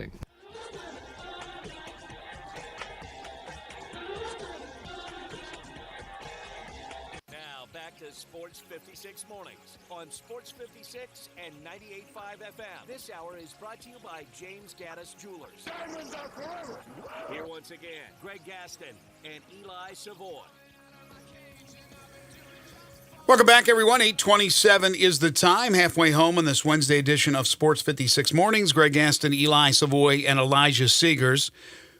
We will have Thaddeus Young on in just a few moments, waiting for him to wrap up a couple of things, and then we'll get Thad on to talk NBA playoffs, to talk about his career, and also Shoot 360 Memphis, where he's one of the owners. At 9:25, we'll talk Memphis Tigers basketball. Parth Upadhyay will join us. And then at 9 o'clock, so sandwiched in between, we'll get into all the latest from the SEC meetings. By the way, Blake Topmeyer will join us tomorrow from USA Today from the SEC meetings, and we'll get the latest from Blake. Also, Kerry Miller on Major League Baseball. So another big show planned for you tomorrow here on the program. By the way, the Stanley Cup playoffs, we don't talk a lot of hockey, but it's almost the same thing that's going on in the NBA playoffs. Have you noticed that? You got two series that are both 3-1, and in the NBA playoffs, you have two series that are 3-1, with Carolina trailing Florida 3-1 in the East. Winnipeg, make that Edmonton, Wayne Gretzky's old team, leading Dallas 3-1 in the West. Without further ado, 17-year NBA veteran, which is just hard to believe when you followed a guy who played in high school at Mitchell High when I was doing television, and throughout his career, I've been a big fan, and I'm sure a lot of folks around here have been a big fan of what Thaddeus Young has done. He has been just a tremendous professional. We are very pleased to be joined by Thaddeus Young on the program, who you can follow on Twitter at Young Smooth. That's 21, Young Smooth 21. Thad joining us now on the program. Thad, how are you? Doing fine. How you doing? Man, I'm doing fantastic. I was just saying, it's hard to believe. I go back. I came to Memphis in '95. You were what, in fourth grade when you moved from New Orleans? Yep, right. Yep, fourth grade. So what year would that be? I can't do the math that quick. It might have been like 2000, maybe. No, maybe a little less. Yeah, I think maybe a tad earlier than that. But my gosh, what a didn't know you were going to be put to a math test, did you? I know, right? Coming on here. I know. But I know, right? it's amazing to look at you and your career and go, oh my gosh, 17 years in the NBA. Did it go fast? I mean, it's crazy. It seemed like you were playing at Georgia Tech or even at Mitchell High School not that long ago. Yes, I mean, it does go fast. I mean, my ultimate goal was to obviously get to the NBA, and I was saying, because I knew the numbers, I was like, man, I'm gonna play 5. I'm gonna try to play 5 years. Then 5 went to 10, and then 10 went to 15, and then I got to 17. I was like, so yeah, the time does go by fast. I mean, the good thing is like, it's a good time to be in the league when you're wanted and people are, calling and beating down the door. So it's always a great thing. Started with the Sixers, drafted by the Sixers, played with the T-Wolves, the Nets, the Pacers, the Bulls, the Spurs, the Raptors, and the Suns. 14,225 career points. Now, you didn't play this season. Are you officially retired, or are you trying to catch on for next season? No, I'm not officially retired. I'm still training each and every day. The good thing is I've been fortunate enough and blessed enough to have the luxury of just training at my house and having a gym at my house, so I can continue to train. I don't have to go into any gyms or anything like that. But no, I'm not officially retired. Me and my family, we sat down and we talked about since I didn't play this year, what's the moves that we're going to try to do. And we all decided that, I wanted to continue to play and continue to, go out there and try my best and stuff like that, because teams are still actually calling me. They want me to be the vet on some, some pretty bad teams. And then, because this year I actually could have played. I could have been signed at the beginning of the year, but I chose to kind of sit out at the beginning of the season, because I didn't want to play for a bad team, and I want to be a vet on the bad team. I wanted to, potentially try to win a championship. But then you get down the line, and a lot of these teams were cash strapped. Yeah. So to sign me, it would cost them $4 on the dollar, to sign me, as opposed to signing the two-way that would cost them, much far less, because it's a less than $1 million deal that's being done.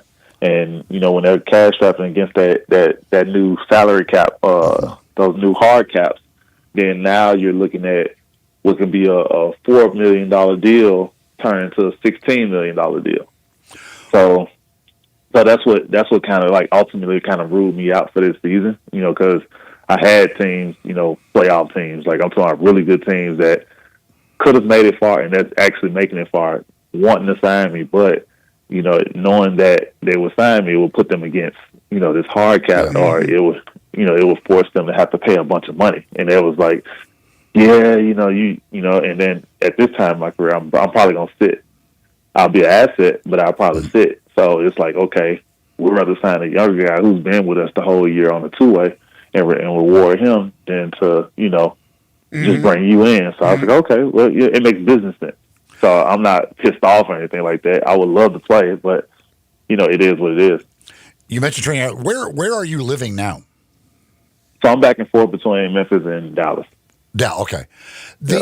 For you, as you mentioned, you wanted to get 5 years and became 10, 15. And even if you don't ever get back into the league, like, do you ever kind of take a little time to appreciate the fact of how elite it is to be a guy who played 17 years in the NBA? Yes, I mean, I appreciate it each and every day. I tell people all the time, like, for such a long time, I didn't live real life. And what I mean by that is, like, you're a part of the anomaly, right? The anomaly is you're part of the 450, which is the guys that's in the NBA, and I've been able to be a part of that for 17 years, and potentially could still be a part of that. So you know, you're not necessarily living real life because you're getting money so fast, and you know, you're traveling the world each and every day for your job. You know, that's not what normal people do. You know, normal people live each and every day, and they go 9 to 5 or something. And most people live check to check. Was it hard? Because, and for you, you're 19 years old when this started happening. Was it difficult at that young age when you suddenly had all of this money and fame and everything else coming at you?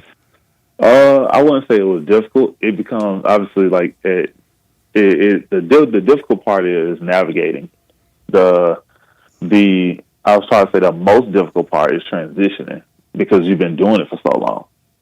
And for me, this year was a transition. The good thing is I had so many other things going on outside of basketball that can take my time and energy away from having to really focus on not being a part of the game, because that's the hard part, right? When you have that competitive edge and you still want to play, and you looking at the TV screen, you're like, man, I'm better than that guy. You know? like why am I sitting at home? You know what I'm saying? So for me, it was like, you know, it's like, okay, I can focus on all these other things while still training. So like I just plan my days out and stack days as opposed to like dwelling on the fact that I'm not in the NBA.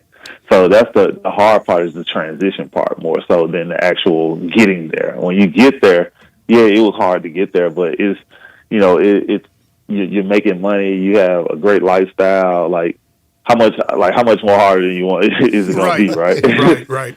Thaddeus Young joining us on the Sissy's Log Cabin guest line. Okay, so when you were drafted 12th overall by the Sixers. I'm always curious about this because we're going through it right now with players coming back to college or staying in the draft. But it's a lot different, as you know, now in college with the name, image, likeness, the money that they're getting, the deals that they're getting. You stayed 2 years, right, at Tech? No, I stayed 1. You stayed 1 year, but I was the first year. I was the first year of official one and dones. We couldn't. The first year that couldn't come out of high school. Oh, is that right? That was okay. But you're told by like when you're meeting up with the NBA personnel and all that. What are they saying to you, Thad? Are they just saying, "Hey, man, stay in the draft. You're definitely a first round pick," and you ended up being the 12th overall? No, it doesn't necessarily go like that. Okay. Because the reason I wanted to bring that up was because if they had NIL back then and you can make $2-3 million, would you have stayed longer at Georgia Tech? That's why I'm trying to get the understanding of what the NBA says.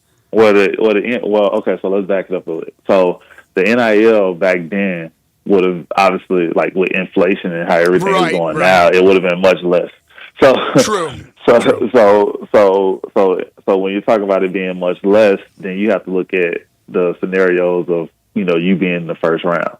For me, when I was coming out, I was told by my college coach that I'm going anywhere from 25 to 30. Ooh. And so I kind of took that in offense. So for me, I was like, okay, well, I don't know what everybody else is seeing. And so I'm like, okay, I'm getting these workouts and I'm going to kill. So I just got in the workouts and just grinded it out. And then I eventually, you know, started getting guarantees anywhere between, 15 to 20. Mm-hmm. And then I ended up being 12th, just from my workouts. So what they were telling me was like I'll never forget, like Michael Jordan told me, he was like, yeah, we weren't looking at you for the 5th pick or whatever they had in the draft. We're looking at you for the 22nd. And I'm like, what? Like, why am I here then? And he was like, T, you got to go back to school. He was like, you need to get stronger. You need to get bigger. Like, you need to do a bunch of things. And I was like, man, nah, like, I don't know. But I'm not telling him this. You know, obviously, this is Michael Jordan. That's the greatest player ever played. You know what I'm saying? So I'm like, I don't know what to say. Like, I was like, you know, flabbergasted. You're speechless, right? Yeah. Yeah, but I'm like, man, forget that. Like, I just killed in like all these different workouts. This wasn't my best one, but it wasn't a bad one either. So, but it was just like, you know, those type of things that was being told to you. So you have to like really lock into what you really want to do. And like, I had some workouts where they were like, okay, I think you should go back to school for you to be a top 5 pick next year. And then I had some workouts where they was like, well, shit, you probably gonna be a lottery pick. And then I had some was like, you're gonna be mid to late first round. So it's really just factoring in like how you felt about like yourself and these workouts, and then like me, I was always the guy that was like willing to get it out the mud and willing to just do whatever it took, because I had looked at it from a standpoint of like, I did all this work. Now I'm not going back to school. Like I could finish school, which I did. I finished school and I ended up getting my degree, and I ended up getting I ended up actually taking it a step further and getting a master's degree while playing. Wow. So That's you know, awesome. so I've been able to still do those things because you go to school to make money, right? Yeah. And if you got a chance to make money, and this is a opportunity, I go back to school, I get hurt, then now where does that leave me? You know what I'm saying? With a basketball career that I felt like the sooner I got there, the longer I had a chance to play, and the more upside I had to get better and better in the league. Pretty good when it works out like that, huh? Yeah, 17 years later, here we are. That's I know, right? It's so much better when it works out that way. It's been able to give me such a great lifestyle to be able to provide for my family, and and be able to do all these different things around the community, and to be able to give back to the city. Yeah, like be able to put so much energy and time into every single thing, every single platform that I've just decided to, dip my toes into or put my fingers into. So, it's been a really, really good ride, and hopefully this ride continues. I mean, I've been in contact with some teams that, they're looking for a guy like me to come in and help them, get better and do different things. I've been in contact with some teams, that's some playoff teams, and, there's going to be a lot of shifting in the league this year. So, there may be an opportunity and a chance for me to step back in and be able to do some things. But I've also been offered a bunch of jobs too, to do some front office work, and that's great. To do, coaching and stuff like that. So I've just been really just chilling and just like putting together like a really good, resume outside of basketball, and just doing a bunch of different things. That's fantastic. So you mentioned the transition to not playing, how tough it was. So are you like watching the playoffs, or does that like frustrate you to watch it now? Because obviously one of your former teams, Indiana's looking really good here, but are you able to watch it, or do you say, I don't want to even watch that? So one, I'm very happy, for Indy. I love being in that place. Like that was, a place that I was at for 3 years. That was the second longest stint in my career. And KP, Chad, those guys were great while I was there. I'm happy to see them kind of, do well. I'm happy to see Miles Turner do well. He was my young fellow there. He's been playing his butt off this whole series and been doing such a great job of, anchoring the defense and blocking shots and just bringing his energy into the game. He's been phenomenal. And I'm happy to see that for him. But with that being said, me watching it, I've been watching like I started watching like really, really a lot during when the playoffs start. But this season, like it was, some of the games were hard to watch because honestly, I felt like the product that was being put on the floor wasn't the most elite product, because you're so top heavy in paying superstars that your talent level shifts down a little bit, where it used to be a balance, right? Like we're looking at, obviously, like there comes a cycle where new guys come into the league, and then there's a bunch of guys that you don't know, and I think we're in that cycle now. And so, like, guys are learning how to play in the league, and it's not the best product that's being put on the floor, but younger guys are learning how to play, and they're getting better each and every day, and they're getting this experience, which is a great thing. So for me, it's just like I'm watching the games, and some games are harder to watch, just because like I've been playing for so long, and I'm like, why are they doing this? Why are they doing that? But it's been, but it's been crazy because like I'm sitting at home during a time where I'm never sitting at home. Right. Yeah. Right. Exactly. Do you just accept as a player the fact that the officials are calling postseason basketball differently than the regular season? The physicality we have seen in this postseason is incredible, and I love it. But you don't always see that during the regular season. You see more fouls called, ticky-tack. Here they allow the players to determine the outcome. Is that just something that players have always accepted, that it's two different types of officiating? Man, I would say this. We're finally getting back to how, when I first came into the league, how basketball was being played. Because like, with the addition of physicality to the game, you're starting to see some of these playoff scores barely hit 100, 105 points. Right. As opposed to a regular season game, you're seeing guys get 120, 130, and that's like damn near on average now. Yes. So, you know what I'm saying? But they're taking the free throw portion out of the game as much as it was at first. So now, I'm seeing guys going to the line who were going to the line 10, 15 times, only going to the line 4 now. So it's really I'm really impressed on how they've actually been reffing the games. I think the refs have been doing a phenomenal job of reffing the game and keeping the physicality part in as well as calling it down the middle. Right.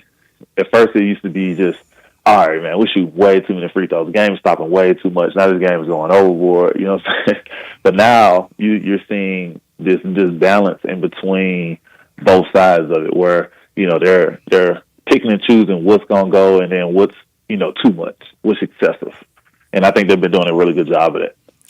Is the chance to win a title, is that the one thing right now that what keeps you wanting to get back in the league is to have that shot? Yeah, for sure. That's what kept me out this year, because I wanted to go to a team that was potentially good to win a title. But then that didn't happen, right? So now you have to transition a lot of guys, I will say this, a lot of guys are delusional to certain facts. So, but that's not me. So for me, I have to now, if I don't have an opportunity to win a championship, then now my next opportunity is, if I want to play, I have to go into a different situation where I have to either help a team groom to be a contender or be something that they probably won't see for the next 2 or 3 years, if I want to continue to be able to play the game and be a part of the NBA. So now I have to think about that mindset. If playoff teams aren't able to sign me, then what's the next thing for me to stay in the league, right? So like I said, I'm not delusional to the fact. So if that's not happening, then I have to transition my mindset to, okay, I may have to go to a team that's not a playoff team. It could be a pretty decent team, but I have to go to a team that I'm going to have to do a lot of helping, a lot of coaching, a lot of, being there for my teammates and, walking them through certain processes and procedures, teaching them how to have a regimen, just things I've already done in my career. So, but I now have to continue to have that as my job, as opposed to me walking into a situation where I can potentially go to Boston and have 5 stars on my team and I don't have to say a word. Well, Memphis is a playoff team. They could use a veteran. Yeah, hey, that works as well. There you go. Come on, why not? I'm pretty good. I'm pretty good with that guy who works. Pretty cool with that guy who wears number 12. Yeah, I've heard of that guy. And in fact, this is a great transition, because that guy I know has used Shoot 360, and he has used Shoot 360 Memphis specifically. And we know that guys like Steph Curry and Klay Thompson, and of course you, Thad, and others have used this revolutionary basketball training facility. I talk about it each and every day on the show. And now, coming from the horse's mouth, one of the guys behind, and this goes back to what you talked about as far as getting your master's. You're an incredible entrepreneur and businessman.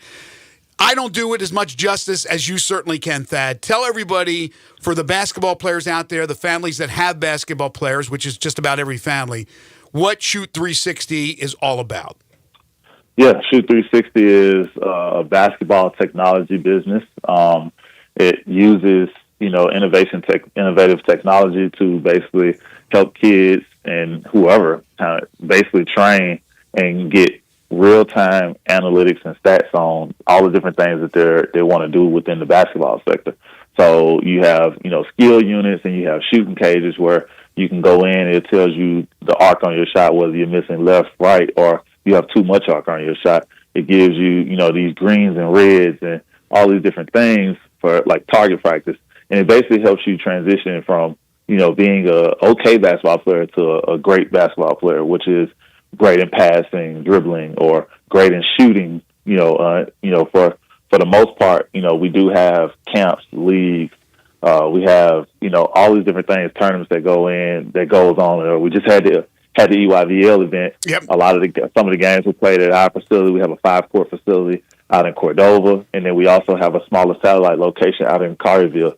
But Shoot 360 Memphis is, the basketball technology center for Memphis, and we would love to get more people out to come in and do a free consultation as well, to come and get a membership, because this is what we need if we want to be able to be great basketball players. We need these analytics and stats. Like you said, Steph Curry, Klay Thompson, some of the best shooters in the world are using this technology within their training facilities, going to different locations. We have about 40, 50 locations worldwide. We're actually going to China, and wow. So I've been blessed to be a part of this team that's actually helping build this business. They call and they're on me about helping out with different things from a corporate level as well, because I'm on the corporate side as well as I have franchise locations. So Shoot 360 is definitely a place that you want to be. We're located at 1375 Big Orange Road in Cordova, Tennessee. So come on out and make sure you come get a free consultation, and us as well get you a membership.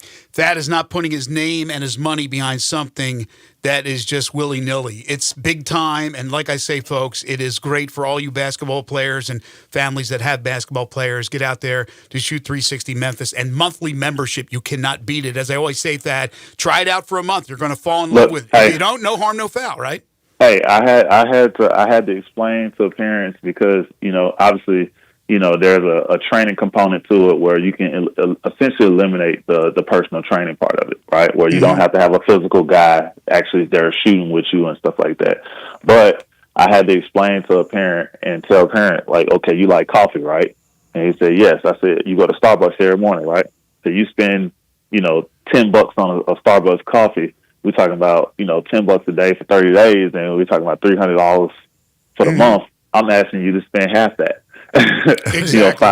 Essentially $5 a day, at a 150 membership to, basically, give your child the resources that they would need with access to a facility. As long as we're open, they're able to, jump on the app and get them a slotted time to get, their 30, 40-minute workout. And that's, essentially, half the price of a cup of coffee from Starbucks. Mm-hmm. There you go, right from the horse's mouth from Thaddeus Young. Jump on that as soon as you can, folks, and get a membership to Shoot 360 Memphis. But, Thad, it's been an absolute pleasure. Always great to catch up with you. Continued success with everything you do. And, make sure you give us a call when you break that news that you're coming back to the NBA. We want to have it first, and I'd love it to be Memphis. Thank you so much. Yes, sir. Thank you. Thank you, Thad. Thaddeus Young, 17-year NBA veteran. We'll take a timeout. You're tuned into Sports 56 Mornings with Greg and Eli on Real Sports Talk, Sports 56 and 98.5 FM.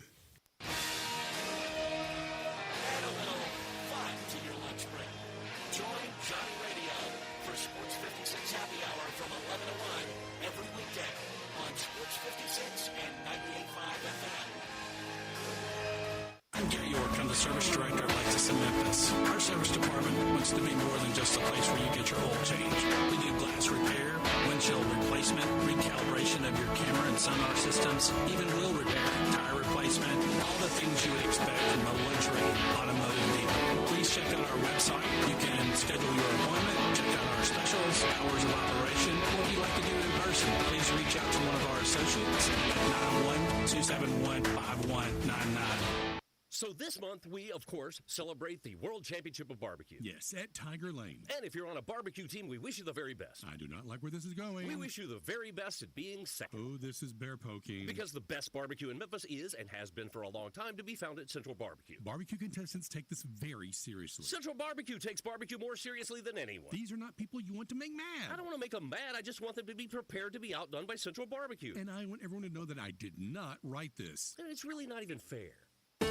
Jenkins Floors and More invites you to the retail warehouse where they pass wholesale savings on to you. Jenkins Floors at 2356 Goodman Road in Horn Lake. Also stores in Cleveland, Mississippi and Little Rock. They specialize in flooring and carpeting, tile, plantation shutters, and blinds.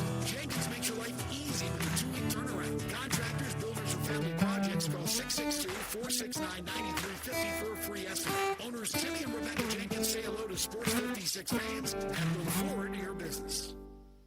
The Gossett Mitsubishi Motors Spring Sales Event got thunderstruck, and the deals will shock you. All current inventory is not affected by new tariffs, so you can buy with confidence. And 2.99 for 60 months is available. 2025 Mitsubishi Outlander PHEV plug-in hybrid, $349 a month, or buy for $41,115 with a combined range of 420 miles. 2025 Mitsubishi Eclipse Cross, we Gossett, $28,545. 25 Mitsubishi Outlander, we Gossett, $32,130 or $499 a month. Plus, you always get peace of mind with our 10-year, 100,000-mile powertrain limited warranty. So get to Gossett Mitsubishi, 1870 Covington Pike, and 24/7 at MemphisMitsubishi.com.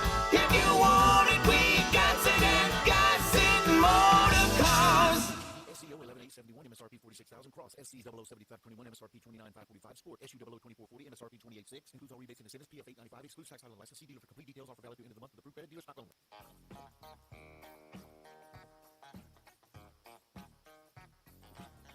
Now back to Sports 56 mornings on Sports 56 and 98.5 FM. This hour is brought to you by James Gaddis Jewelers. Don't you just love it? Here once again, Greg Gaston and Eli Savoy. Big thanks to Thaddeus Young for joining us. We will post that interview on featured audio on the website, sportsmemphis.com. You can check that out at any time. But we thank him for joining us. So in hour 3, we're going to jump into everything that's going on at the SEC meetings, and then we'll talk Tigers basketball with Parthu Pajai at 9:25. He'll be in studio with us. But it seems like the big news yesterday, Eli, among a number of different topics, is now kind of the pivot to, and this is just the SEC talking, but we know how powerful they are, the pivot to the 5+11 model for the future of the college football playoff. That's what the coaches want, but not the administrators. And the administrators are the ones that vote. Correct? I'm sure they take input from their coaches and stuff like that, but the coaches want it to be able to just be about the competition and earn your spots. But administrators want guaranteed spots, guaranteed money, which is the biggest thing there. So there's a bit of differing opinion amongst the folks at the SEC. Yeah, the 5+11 would be the 5 highest-ranked conference champions and then 11 at large, as opposed to the 4-4-2-2-1, which would be 4 automatic qualifiers from the SEC, 4 from the Big Ten, 2 from the ACC, 2 from the Big 12, and 1 from the Group of 5. So that's a big difference. It's a huge difference. And like you said, there's a difference of opinion just within that room, wherever they're talking down in Sandestin. Interesting comments that Lane Kiffin had that he made yesterday on with Feinbaum. We'll talk about that when we return. Do want to tell you folks about All-Star Chevrolet in Olive Branch. Did you know 2026 is already here? Well, it is at All-Star Chevy in Olive Branch, because if you come out today, you can drive one of the all-new 26 Equinox. How about Silverados? Nobody has more new Silverados than All-Star. It's where all the Chevys are. May is your month to finance your new Silverado as low as 0.9. That's less than 1%. If you work in law enforcement, first responder, healthcare, military, you're a teacher, recent grad, you get an extra $500 bonus on top of all the other great deals. All-Star is every pre-owned truck and SUV you're looking for. If by chance you don't see it there, ask Jeff. They'll find it for you and find it for you fast. If you have any vehicle you want to sell, bring it to All-Star Chevrolet in Olive Branch. You'll get the most money back for it today. Wherever this summer takes you, Drew and everyone here at All-Star Chevrolet in Olive Branch wish you and your family happy and safe travels. So together, let's drive. If you want to see more about these vehicles, find out more about All-Star Chevrolet in Olive Branch, just go to their website, allstarautogroup.com. You're tuned in to Sports 56 Mornings with Greg and Eli on Real Sports Talk, Sports 56, 98.5 FM.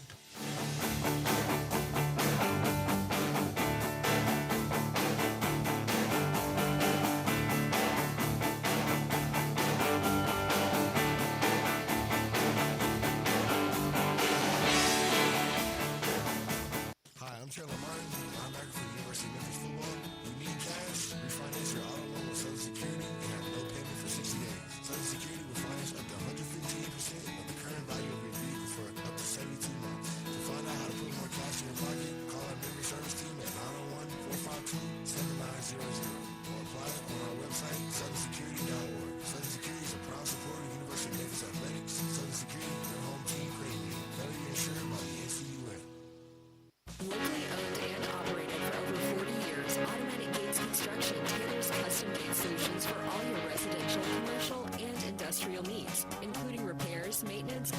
installation. Automatic Gates Construction specializes in designing and installing automatic gates and fencing that seamlessly blends security, functionality, and aesthetic appeal. Elevate the safety and efficiency of your property with a premium gate solution. Automatic Gates Construction at myautomaticgates.com.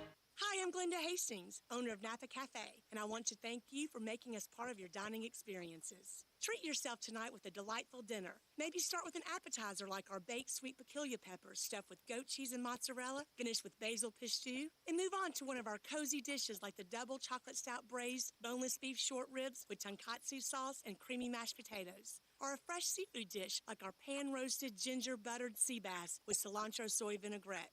I get hungry just talking about it. Don't forget about dessert, our famous sweet buttermilk pie with brown sugar sauce, or drink your dessert with one of our signature dessert cocktails, like the lemon cheesecake martini, lemony, icy, frothy, and dusted with graham cracker crumbs. Napa Cafe, open Wednesday through Saturday for dinner starting at 5 o'clock. For reservations, visit our website at napacafe.com. Come join us. We can't wait to serve you. Congratulations to Napa Cafe, celebrating 27 years of great food and service for you. Napa Cafe. Hey, Rock and Ronnie, you got a new showroom. Let's wait time for service and some amazing deals over there at Gossett Hyundai South Mount Moriah. Randy, we've got it going on at Gossett Hyundai South in Mount Moriah. 2025 Hyundai Tucson SE, $288.75 per month and 3.99% for 72 months is available. How about a 2025 Hyundai Santa Fe SEL, $349.89 per month and 3.99% up to 60 months is available. Plus, 2024 Hyundai Santa Cruz XRT all-wheel drive, now just $37,180. And you always get peace of mind with America's best 10-year, 100,000-mile powertrain limited warranty. And remember, fast, no-wait service on the ride every day. So get to Gossett Hyundai South, 2660 Mount Moriah, online, HyundaiMountMoriah.com.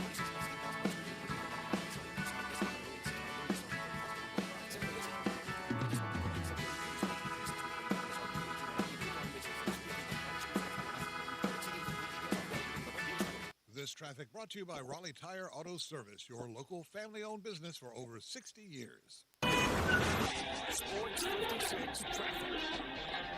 Good morning. It's building a little bit more coming inbound on I-40 over here at Chelsea as that traffic picks up in the Midtown area. It's trying to build also on 385 Billmore Parkway as you come past Kirby all the way up to 240 there at Hickory Hill. Ridgeway traffic still moving right coming up from the south on 55 up through South Haven. Weimer's Jewelry, they want you to know they are your diamond engagement ring headquarters this bridal season. Go by and see them today at Weimer's Jewelry, 7525 Highway 64. I'm Commander Chuck with your on-time traffic.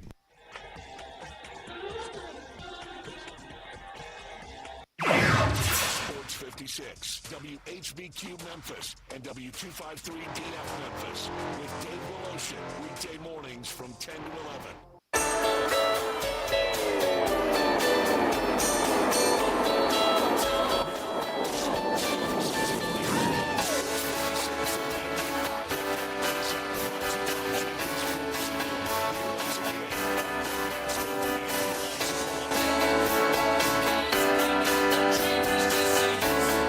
Welcome back, everyone. 9:03 the time. Final hour for us today here on Sports 56 Mornings, the Wednesday, May 28th, 2025 edition. Greg Gaston, Eli Savoy, Elijah Seegers with you. We're live and local from the Family Leisure Studios. Family Leisure, that's located at 2120 Witten Road, just north of I-40 for all your pool needs, for all your summer fun needs. It's Family Leisure. Currently 68 degrees, going to get up to right around 80 degrees, maybe a tad shy of that. We got overcast skies. Will stay mostly cloudy. May see the sun peek out for a little bit, but should be pretty much a cloudy day. And then tonight, overcast with a low 65. Tomorrow looks to be cloudy to start, then some sun, about a 25% chance of precip. That's gone up and down as far as rain. Could be a passing thunderstorm, but nothing too bad. 81 for your high on Thursday. Hour 3 of the program brought to you by Jenkins Floors and More. If you need flooring, you need carpeting, this is the place for you. Avoid those big box stores where you're just a number. Here you're treated like family because it's a family-owned and operated business. They're located at 2356 Goodman Road. That's in Horn Lake. They also have stores in Cleveland, Mississippi, and Little Rock, Arkansas. Again, they specialize in flooring and carpeting. Hardwoods by Portercraft. Carpeting from Southern Luxury Carpet, ceramic and porcelain tiles, hardwoods, as I mentioned, backsplashes for kitchens and bathrooms, plantation shutters and blinds. They sell at wholesale, save you lots of money because they skip the middleman. So for all you contractors, do-it-yourself homeowners, it makes sense to save money, right? And to get your material, top-of-the-line material from Jenkins. But also, if you want Jenkins to do the job for you, they will, and their promise is 2 weeks. 2 weeks or less. They'll come to you, they'll give you a free estimate, and they'll get the job done in 2 weeks or less, no matter where you live. So call them. It makes sense for them to come over. They will give you a free estimate. They'll bring you the samples. They'll show you what it will look like, and then they'll lay down that carpeting or flooring for you at your home or business. Jenkins Floors and More, 662-469-9350, the phone number to call. They're open Monday through Saturday. Great family, great service at Jenkins Floors and More. Okay, so Lane Kiffin yesterday was on Feinbaum's show, and he said that each playoff proposal has its flaws. We can argue that, certainly that they do in one way or another, maybe some more than others. He says, let's get rid of the automatics. This goes back to what you said, the coaches versus the administrators. But he said, let's get rid of all the automatics. Just have the 16 best. Again, voted on by a panel of people that sometimes you question who's on the panel, but we'll argue the 17th, we'll argue the 18th. That's always going to happen. And it's never going to happen the way he says it, but should it? Does he have a point? Well, if you're going to continue to play conference championship games, you got to have them mean something. There has to be something to that. Obviously, the SEC, it doesn't matter. The two teams in the SEC championship game would be in the top 16, but in other conferences, there has to be a reason to be playing a conference championship game. There has to be some sort of reward of some sort on the line for those types of things. Again, the SEC is, and I think the coaches realize, like, listen, if we go to, the more at-large bids there are, the more we're getting. Like, it just is what it is. We look at history and know that the SEC is going to get its fair share of those spots when it becomes at-large spots because they generally have the best teams.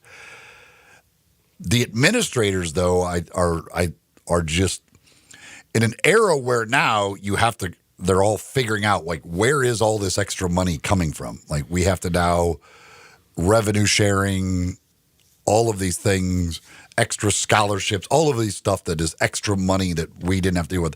Like, where are we going to still find the money to do facility upgrades? And where are we finding money for this? They want the avenues, I think, to just the most guaranteed money. So, okay, the more auto bids, all this stuff allows us to do possibly these play-in games, which can mean more money for us. Like, what's our route to the most guaranteed money that we have every year? And so they look at it that route. The 9th conference game, that's the thing. The coaches want the more at-large bids, but they don't want the 9th conference game. The administrators want more automatic bids because then it's easier to go to the 9th conference game. 9th conference game means more money, more TV money, all of these things. So the administrators are just looking at it straight. What's the line to the most guaranteed money?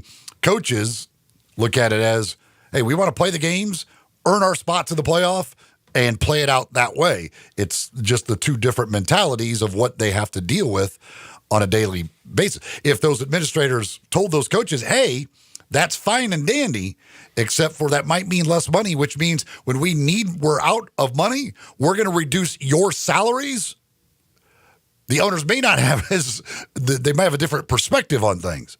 But right now, the coaches are still being paid extremely well. They're finding this money elsewhere and not reducing their salaries. So the coaches can say, listen, for us, just let us get out there, compete, try and win our spot into the playoff, and then decide who the best team is.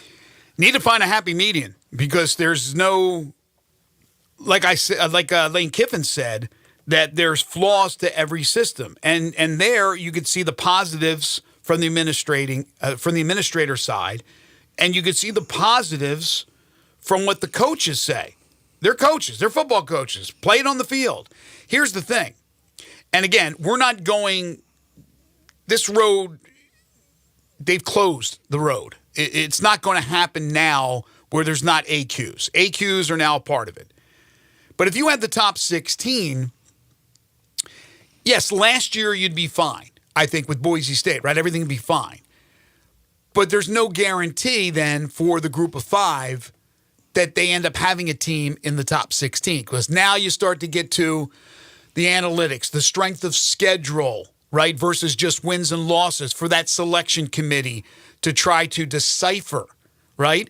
And good chance that it's not every year, but good chance that you don't have a representative. And the group of 5 right now is at least playing in the game. Barely, but they're playing in the game.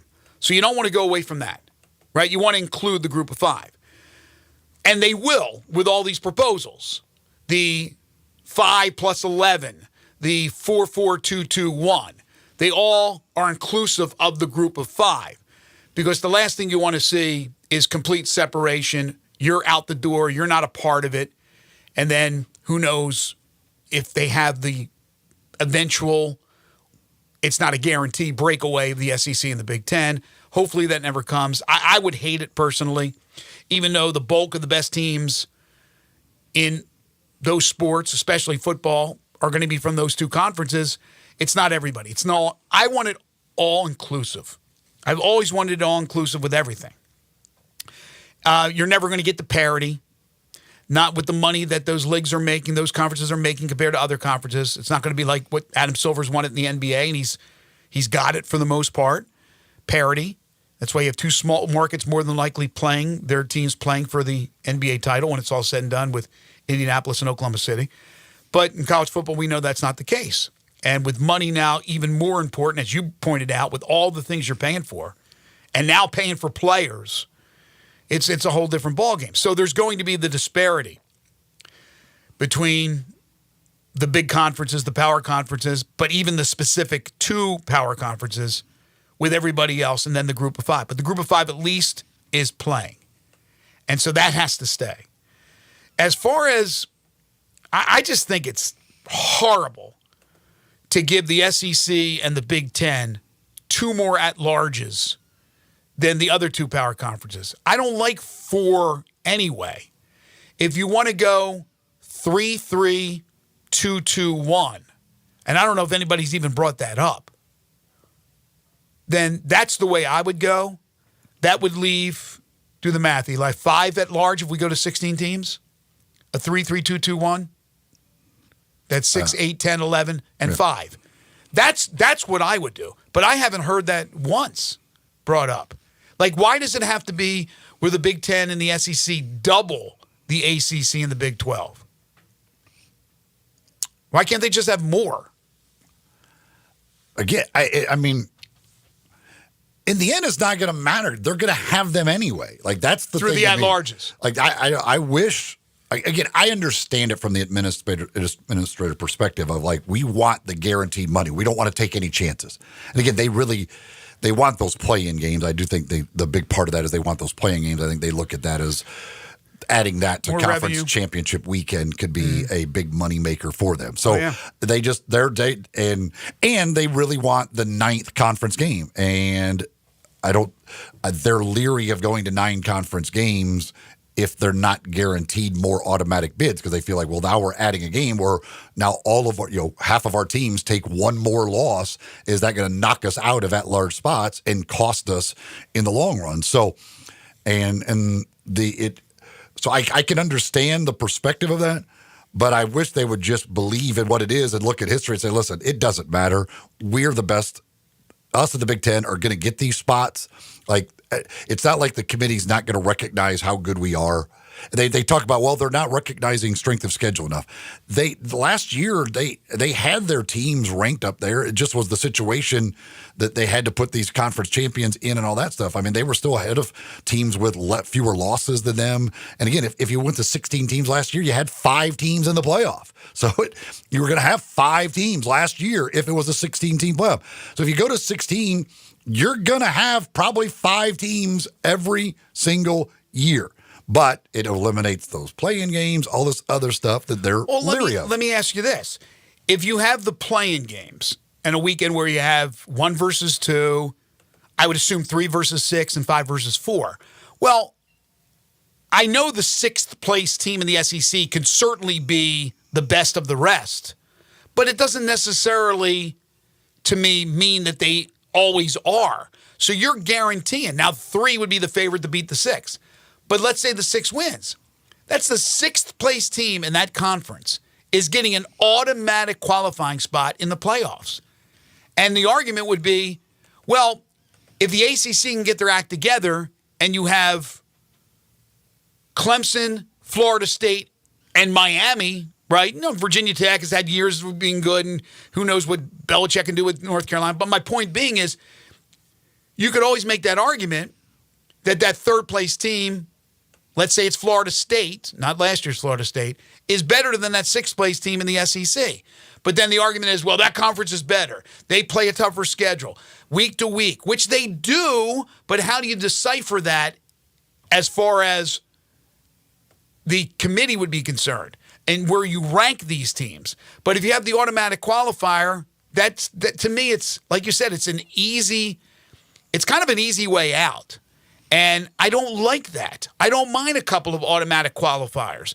But to have, like I said, well, that 6th place team, they beat the 3rd, they're in automatically, and yet you can look at it and go, well, I don't know. Let's say throw in a 6th place team. But in the SEC, there's the 3rd and 6th may be tied in the standings. There's going to be so little separation. I mean, last year you had 7-1 and 2 6-2s. Then you had 1, 2, 3, 4, 5, 6, 7, 5-3 teams. But you have to have a tiebreaker to set it up. I know, but I'm saying it's a 6-2 versus a 5-3, 3-6. With an overall record that's basically the exact same. So it's not like the 6th place team is like some crazy thing. How would they possibly be in the playoff? No. They're going to be no different than the 3rd place team. It's just the 3rd place team won all the tiebreakers. I'm not saying that, but then you may have a team that ends up with 3 losses. They get an automatic spot. They happen to be the 6th seed. And then you have a 2-loss ACC team that finishes 3rd. I don't know. I'm just throwing it out there that there would be the argument. Like, why aren't we given the benefit of the doubt? You're not, because you've agreed to a deal where you only get 2 and they get 4. I think that's ludicrous. I understand the power of the SEC and the Big Ten. I'm not naive. Yes, the voting privileges and all that, okay, that's fine. All I'm concerned with is not to give away the farm, where it takes a little bit away. Sure, there's teams that are in 7th and 8th and 9th going to be battling to get spots. But more than likely, you're going to get 4, absolutely get another one, and maybe 2 more, and end up having 6. But I mean, the 3, like this past year, Alabama as a 3-loss team was already ahead of those 2-loss teams. So that's not changing anything. They were ahead of Arizona State. Now they got in because they were transferring. They were ahead of Miami in the rankings. But that was the controversy. They're already ranking those teams up there. So they're doing that because they know the SEC is better. But that was the whole controversy, because Alabama lost to who? Remind me. They lost to South Carolina? Vanderbilt. Vanderbilt. I remember Oklahoma? Didn't they lose to Oklahoma? I mean, so yes, and BYU with 2 losses was behind, 4 different 3-loss teams. But that was the whole argument last year, that those teams, those other conference teams, were getting screwed because the benefit of the doubt is always given to Alabama. There's going to be arguments about that because you're trying to rank teams that don't play each other. But whether it's an automatic bid or not automatic bid, there's still going to be a controversy about a 3-loss team over a 2-loss team. If you took everything out of the equation, you can't just rank teams based on losses. Okay, if you took everything out of the equation, the possibility of going to 9, the play-in game type thing scenario, you took all that out of the equation, right? What do you think is the best format for a 16-team playoff? We don't even know if they're going to 16. They could be going to 14. 16-team playoff moving forward. What is the best format in your opinion? 5 plus 11. 5 plus 11. So you would say no to my 3-3-2-2-1? Yes. Okay. 5. Earn your spots. Just earn your spots. It's a simple thing. And you know who's going to earn most of them? The SEC and the Big Ten. And it's going to end up being the same thing as if they got automatic bids. They're going to have more than the other conferences. Then those conferences are going to have more than the group of five. It's all going to fall on a year. Now, there may be a crazy year where maybe this one gets a couple more or whatever. But it generally, year after year, if you average it out over 10 years, the SEC and the Big Ten are going to have the most. The ACC and the Big 12 are going to have the next most. And then the group of five is going to get their one every single year. And I just don't know what. Just play it out, earn your spots, and everybody move along. And we stick with the seeding, which has been instituted for 2025. We stick with that, the seeding. We don't go back to what we had last year, which was crap. Well, no, that was idiotic to begin with. Yeah. Okay. A couple other notes from the SEC meetings. Kirby Smart said, we could talk about, and I'm paraphrasing here, we could talk about the setup for the college football playoff, how many teams are AQs. We could talk about all these other issues. He said there's one issue of paramount importance: to clarify the future of the transfer portal. He says that is revenue sharing, all these important issues that are changing the landscape of collegiate sports. Kirby Smart is saying, no, there's one issue that's above all of them, and it's the transfer portal, which has obviously issues. Is it the most important? Again, this is a coach talking as opposed to administrator. Again, from a coaching perspective, yes, because they want to know what their roster is, and they don't like the two portal windows. They want one. Now there seems to be disagreement on when that portal window should be. Some want it before spring, some want it after spring, but they just don't want to deal with the constantly changing roster and have two different times where their roster can change during the offseason. So, yeah, from a coach's perspective, again, they're all the other stuff, they don't have to deal with it. It's not anything they have to deal with. They have to deal with players coming and going on their team. That's what they have to deal with. So the other, I don't care. Let me tell me when I'm going to lose players and when I can get players. All right, here's an administrator, and this is on a different topic that we already talked about, but this is Florida 80 Scott Strickland. A committee is not ideal to choose a postseason. I question whether it is appropriate for college football. We've done it with the NCAA tournament forever, and none of these people complained about it. But now for football, they act like, how can we possibly trust people? Oh, by the way, they had it where they went just to computers. Right. They simply just had computers decided it. They didn't like that. Now they don't want people deciding. What the hell do you want? Who do you want to decide? Robots. Who's going to be in AI the postseason? Somebody's got to make the decision. Right. Unless you're just going to go all automatic bids and try and fight about who's getting them from which conferences. But somebody's got to make the decisions. And the NCAA tournament, it's worked for a long, long time. But now for football, God forbid we let humans decide it. How about just all 16 SEC teams are in and let's get it over with? 16-team playoff, all SEC. There's your natty. I'm kidding, of course. And then one other note. This comes from... Oh, no, this is just in general. The vote on moving to 9 conference games will not be made until the college football playoff format is determined. So don't expect that to be settled here in the next few days. It won't, because we will not find out about 2026 and beyond for a while. Yeah, because they don't want to go to 9 without the more automatic bids. Mm-hmm. So they're tied together. Now, Sankey said December 1st is the deadline for the playoff. That is kind of the deadline they've set to decide the playoff. As he said, that is not ideal for us to try and make a decision on as far as a timeline to decide whether we go to 8 or 9 game schedule. But the bottom line, it is what it is, and if that's the way it's going to work, and they have to December 1st is the kind of the deadline they've set as a playoff committee to make sure they have everything set for the following year. So I don't know how late they can institute a 9-game schedule for the following year. I assume they would be able to do it on December 1st and not have a problem, but certainly is not what they would like to do. That is for sure. Well, you got to get it out there before schedules are released. I can tell you that. Well, yeah, obviously you're not going to release a schedule you don't have. That's what I'm saying. How late they can. Facetious, they normally release their schedule very early, for the following season. Right. I don't know after December. I guess this year, I don't know how they will exactly handle that. All right, we'll take a timeout. When we come back, we're talking Tigers basketball with Parthu Pajai from the Daily Memphian. You're tuned into Sports 56 Mornings with Greg and Eli on Real Sports Talk, Sports 56, 98.5 FM.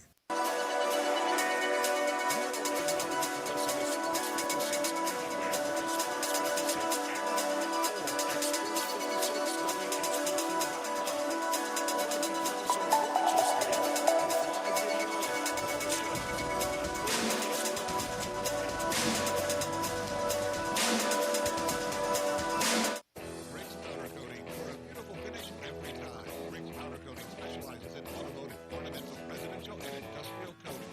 With two conveyor lines and the largest batch ovens in the Mid-South, Rick's can accommodate all of your powder coating needs.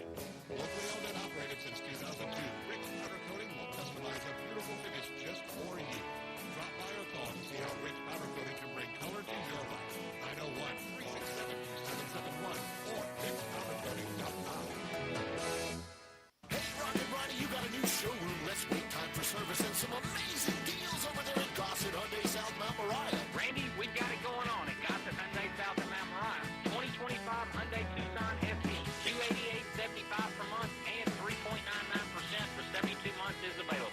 How about a 2025 Hyundai Santa Fe SEL, $349.89 per month and 3.99% up to 60 months is available. Plus, 2024 Hyundai Santa Cruz XRT all-wheel drive, now just $37,180. And you always get peace of mind with America's best 10-year, 100,000-mile powertrain limited warranty. And remember, fast, no-wait service on your ride every day. So get to Gossett Hyundai South, 2660 Mount Moriah, online, HyundaiMountMoriah.com.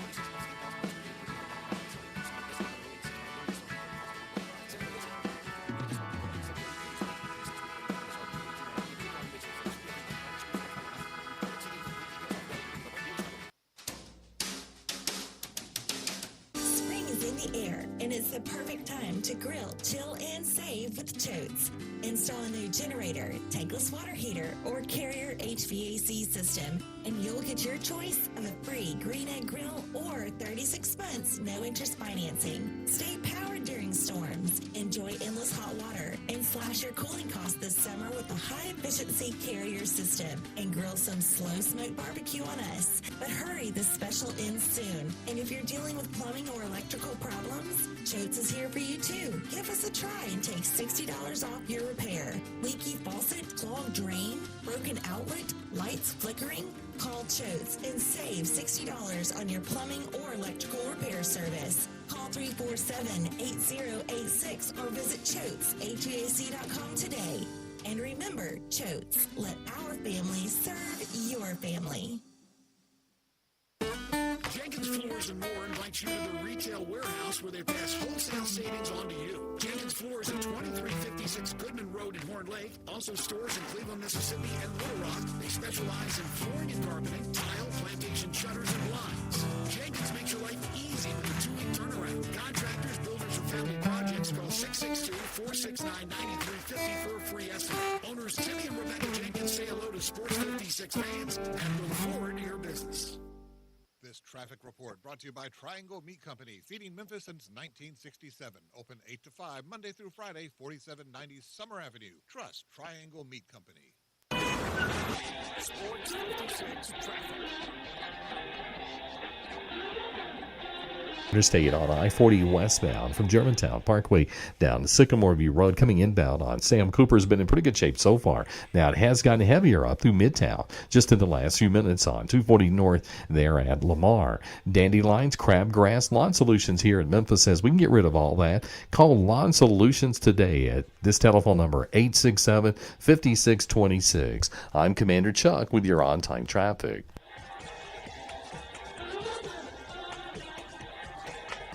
Now back to Sports 56 Mornings on Sports 56 and 98.5 This hour brought to you by Jenkins Floors. Here once again are Greg Gaston and Eli Savoy.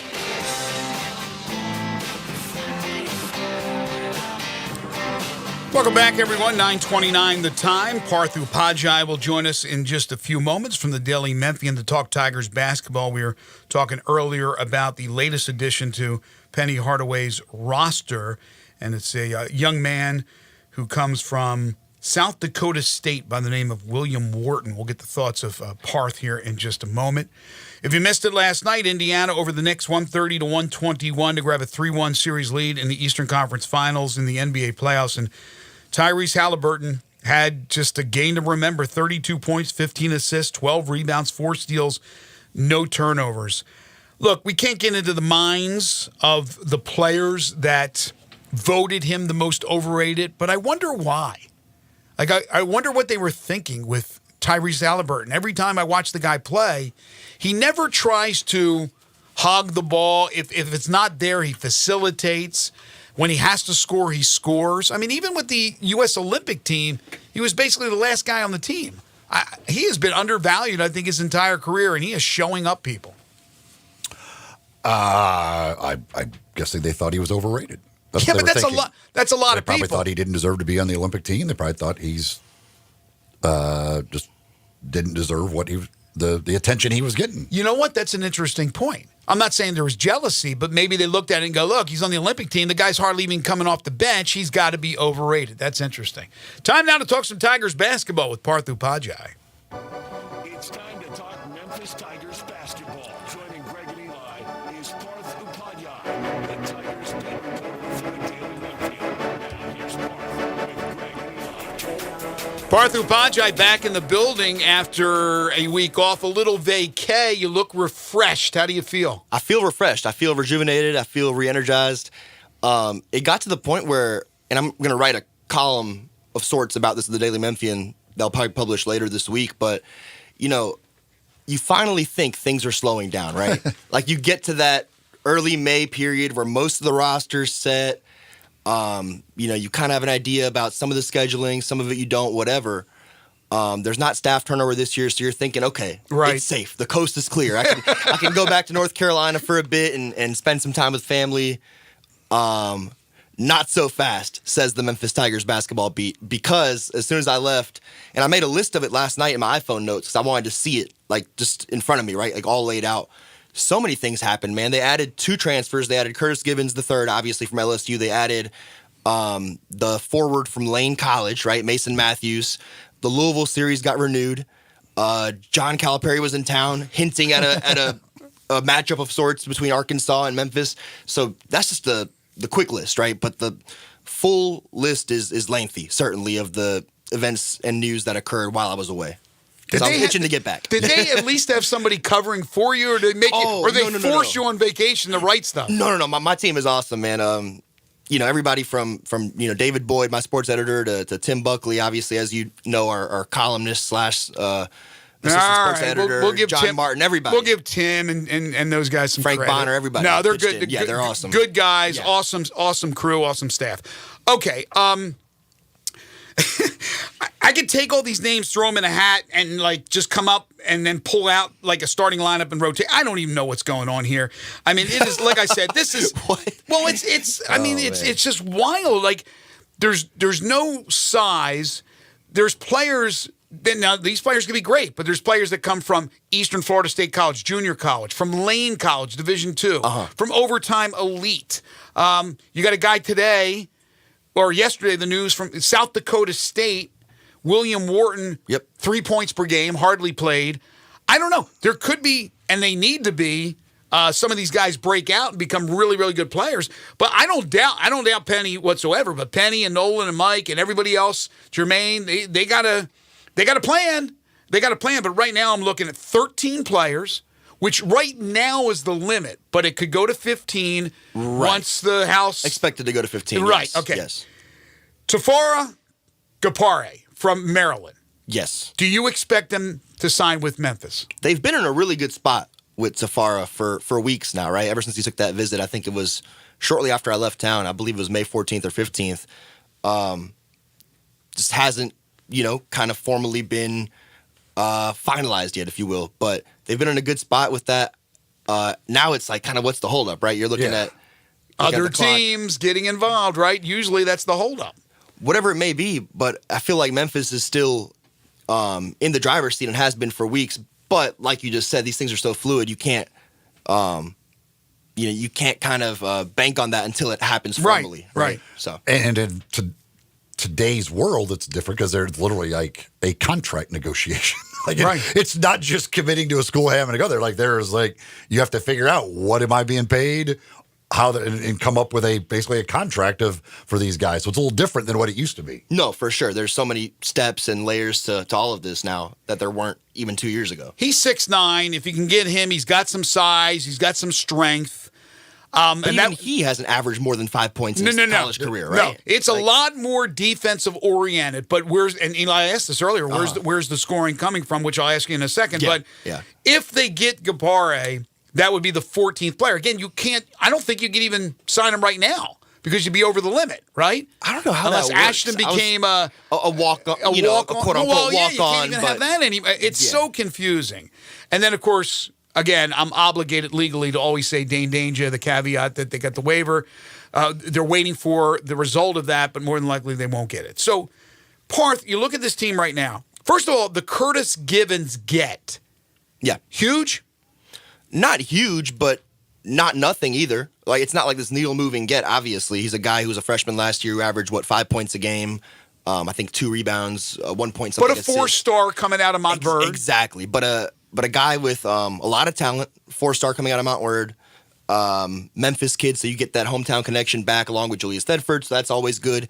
And they needed a backup point guard. If Dante Harris was going to enter the portal or if they decided to part ways with Dante, they needed somebody to be a true point guard that comes off the bench. Quante Berry, Julius Thedford, those guys are nice. Daniel Vera-Tuck also, but those are more combo guards, right? Those aren't really necessarily, true blue, set the offense up point guards, whereas Curtis Givens III, I believe, is more of a guy who can conduct your offense and be that orchestrator for the second unit. So on the scoring side, McDaniel, Thedford, Parker, like these are guys that have scored double digits at the college level. Like they've shown the ability to score the basketball. A lot of these other guys, I guess they're counting on the development and the fact that you get more opportunity. They're going to be a lot better than what they were at their old place. I mean, there's so many of these guys that you're like Greg said earlier, you're banking on their breakout year, right, to happen this year. Whether it's Aaron Bradshaw, who really hasn't come into his own in 2 years in college, whether it's even Doug McDaniel, as good as he was 2 seasons ago, he had a rough shooting year last year, right, at Kansas State. So you're hoping he kind of reverts back to the player he was in the Big Ten, under Juwan Howard. Sincere Parker was good, but now he's playing against much tougher competition. Yeah. Can he take that step, especially in the non-conference? Zachary Davis, you're wanting him to, be more of an offensive-oriented player to go along with his defensive prowess. So there's so many what if down the roster. It's hard to tell what this is. Yeah, Bradshaw especially. It may just be that Bradshaw's not very good. Like at the college level, like he was a great high school recruit, but he may not figure it out at the college level. There's been others that have done that.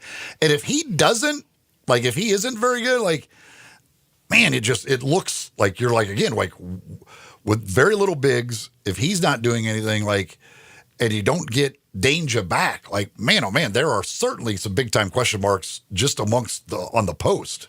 Yeah, and even, on the post, certainly, you got Aaron Bradshaw, and then after that, you've really got William Wharton, who committed yesterday, but he's a guy who averaged 3 points and, you certainly have no idea what to expect out of him. No, you don't. And then that's it. As far as true bigs on the roster, that is it.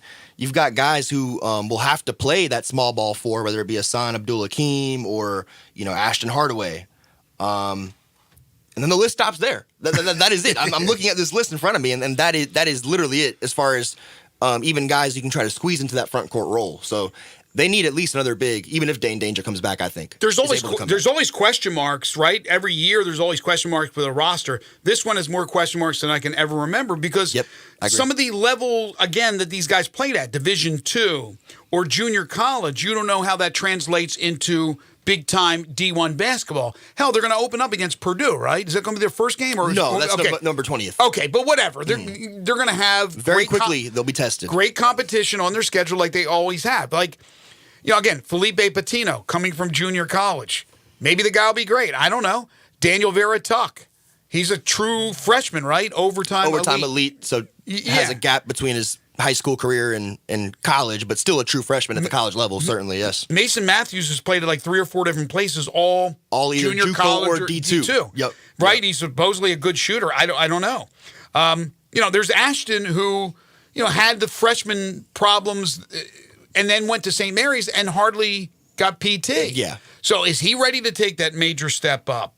The Wharton kid, again, it's basically like from the Animal House. He has no grade point average. I mean, he hardly played for South Dakota State. I mean, the only guys I look at right here that I know are somewhat proven is Doug McDaniel. Okay. Right? Yep. Zachary Davis, having played at South Carolina for 3 years. Yep. Sincere Parker to a certain extent, because he started at SLU, right? And was really, really good at SLU. Yeah. Yes. So those guys. Thetford looks like he's a player. Yeah. He looks like he's a player. Now, that's another Memphis connection, right? So Yes, you got those Memphis connections coming back. And then Curtis Givens, I don't know, but his track record, at least through his high school, his prep career, was pretty damn good. And not much to say from last year at LSU, but it was a learning experience for him. So Hassan Abdul Hakim, I think, is going to be a starter. Hassan Abdul on this team. Hakim, He'll be a starter. I like the guy. Yes. I really do. But again, played at Texas Rio Grande Valley. But he played great in the biggest games they played, right? Like he scored, I think, 19 against Creighton against some of those. Yeah, but you don't know if that's like Creighton pulled out their guys and they got mop-up points and all that. So it's going to be interesting to see. But still question marks, as you said, or questions rather, to figure out. As far as the schedule, you alluded to the Calipari thing. We've talked about that. It does appear, from my contacts, that's the route it looks like they're going for the St. Jude game. Yes, almost certainly. Have you heard anything about a second exhibition opponent? I have not yet.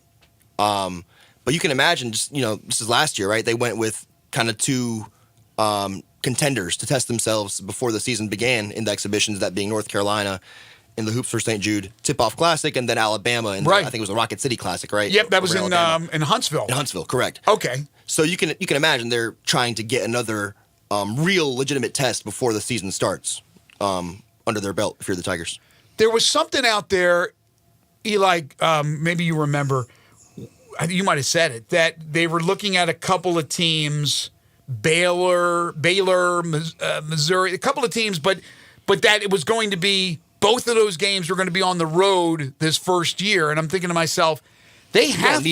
They have to have the home games now to even it out, right? So what are you hearing about teams that are out there, schools that are out there that Memphis is looking to make deals with? Yeah, maybe it's because I've been kind of away or out of the mix, but it seems like there's been a holding pattern, right? There was a lot of momentum with at least some of these teams that you would hear. We talked about Baylor, and then early in the offseason we talked about Duke. Missouri's been Alabama. Exactly. All of those teams. And then some we had heard chatter about, or certainly there have been conversations between, Memphis basketball and those programs, but nothing has come to fruition yet. I'd be curious to go back and look at last year and even the offseason prior to see, like, at this point in the calendar, where we at May 28th going into June, like, where was the non-conference schedule then? Was it mostly assembled? Was it not?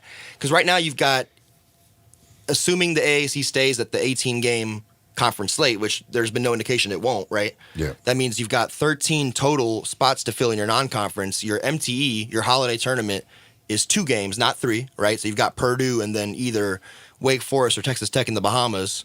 And then you've got those other 7 games we've mentioned. Yeah, that'd be, Ole Miss, Mississippi State, Louisville, New Orleans, San Francisco. I know I'm forgetting. Did you say UNLV? UNLV. I did not say UNLV. Thank you. And there's one more in there. But my point being, there's 8 spots that are accounted for. So how many's left? 5. 5 spots. Right. And they need to have at least a couple of them be big-time opponents at home. And right now, what is their best non-conference home game? Is it UNLV? Like, I'm not even trying to be funny, but like I think that might be the most compelling matchup because of the Josh Pastner return, because all the storylines that go with it. Well, because what are the other home games? It's them, UNLV, New Orleans, and San Francisco right now. And San Francisco, yeah. I mean, UNLV would be clearly the best of the 3. To your point, I'm going to guess that Although San Francisco might be the best team. I don't know what they've got coming back. Thomas back, and But from an interest perspective for fans, it would be UNLV. But to your point, I think we are getting into that territory where it's probably later than usual. Yeah, to put the that's schedule odd, right? Yeah, because we're coming up to the camps, right? Penny's camps. Yes, and then June 2nd is the start of Penny right, camp. and then I think Penny gets a little time off, a little bit, a few days to, he's got his event out in Vegas and all that. But the schedule still has to be finished, and it has to be big games against big-time opponents at home, because if not, it's not an appealing schedule. It's not like it used to be where you say, hey, you come for your team. Yeah. You come for the home team, right? The hometown, that's your team. Nope. Now people want, hey, man, are the hot dogs cheap? And who's the opponent you're playing? Exactly. Before they buy any kind of season tickets or even game-to-game tickets. So, and even last year it was tough, right? Like when those attendance numbers came out, you saw that even with the fourth toughest non-conference schedule in the country, granted a lot of those games are on the road and in Maui, but even the ones that were at home, they only did but so well in terms of butts and seats. It's hard to It's hard to get people to come to games. It is not easy anymore. We did get a text from Randy, and I actually haven't really thought about this, asking when will we know where the AAC tournament's going to be next year? Yeah, I've looked into that. I actually made calls on that before I left town and was not given a direct answer at that point. I'm assuming they've made a decision. Like, it'd be crazy to me to think that, we're heading into June and there's been no location set. They just haven't publicly announced it. But why would they have not publicly announced it yet? Like, wouldn't you want to? It's weird, right? When I spoke to have the decision. When I first spoke to Pernetti in October, he told me he suggested that the league would announce at Fort Worth, right, at the end of this tournament, and then that didn't happen. Then they said Final Four weekend. Yeah. That also didn't happen. So I'm not sure, honestly. When I get off the air, I'm going to reach out to Tim. Might as well. I'm going to see where they are and maybe come on the show and break a story. You mentioned that at the beginning, they didn't make any coaching changes. When's the last time that happened? Where no coaching changes were made? I don't think it's ever happened, right? In the Penny Hardaway era, correct me if I'm wrong, but it's not happened in my 3 seasons on the beat. And then even looking back, there's always been either one assistant or director of basketball ops or somebody, director of recruiting even, right? That's been swapped out. But this year, you're kind of running it back. Yeah. That's a positive sign. That's a really, positive sign. Yeah. But I'm just curious how far you go back, because I think you guys are right. I think it might be before Penny. Tubby was only here 2 years. Right. In his second year, did he make any changes to staff? I don't know. And I'm just curious about that, because stability is important. You don't have any stability with the players anymore. Right now, you're guaranteed 0 returnees. I wonder, when has that ever happened? I'd be curious to look at that, right? In the history of Memphis basketball, when has there been a team that's returned 0 players from the previous season? 0. I got to think it's never happened. It's never happened. I got to think it's never happened. Last year it was only 1, right? Yeah. Because the walk-ons the year before left. that, it was 2. It was Jaden Hardaway and Malcolm Dandridge. So it's been 2, 1, and now if Dane comes back, you'll have the 1, but that there's no guarantee on that, right? Because it hasn't happened since this, even though it's come close, it hasn't actually happened. And before the portal and all that, there's no way that would have happened. Exactly. Because it would be impossible virtually for that to happen. Last thing for you. Because you would have never been able to put together a team for the next year. Like if that happened in the old days, you wouldn't even be able to put together a team for the next season. Right. Yeah, because everybody 12 freshmen or whatever. Yeah. Last thing for you, and that's Haggerty. Okay. A lot of stuff out there.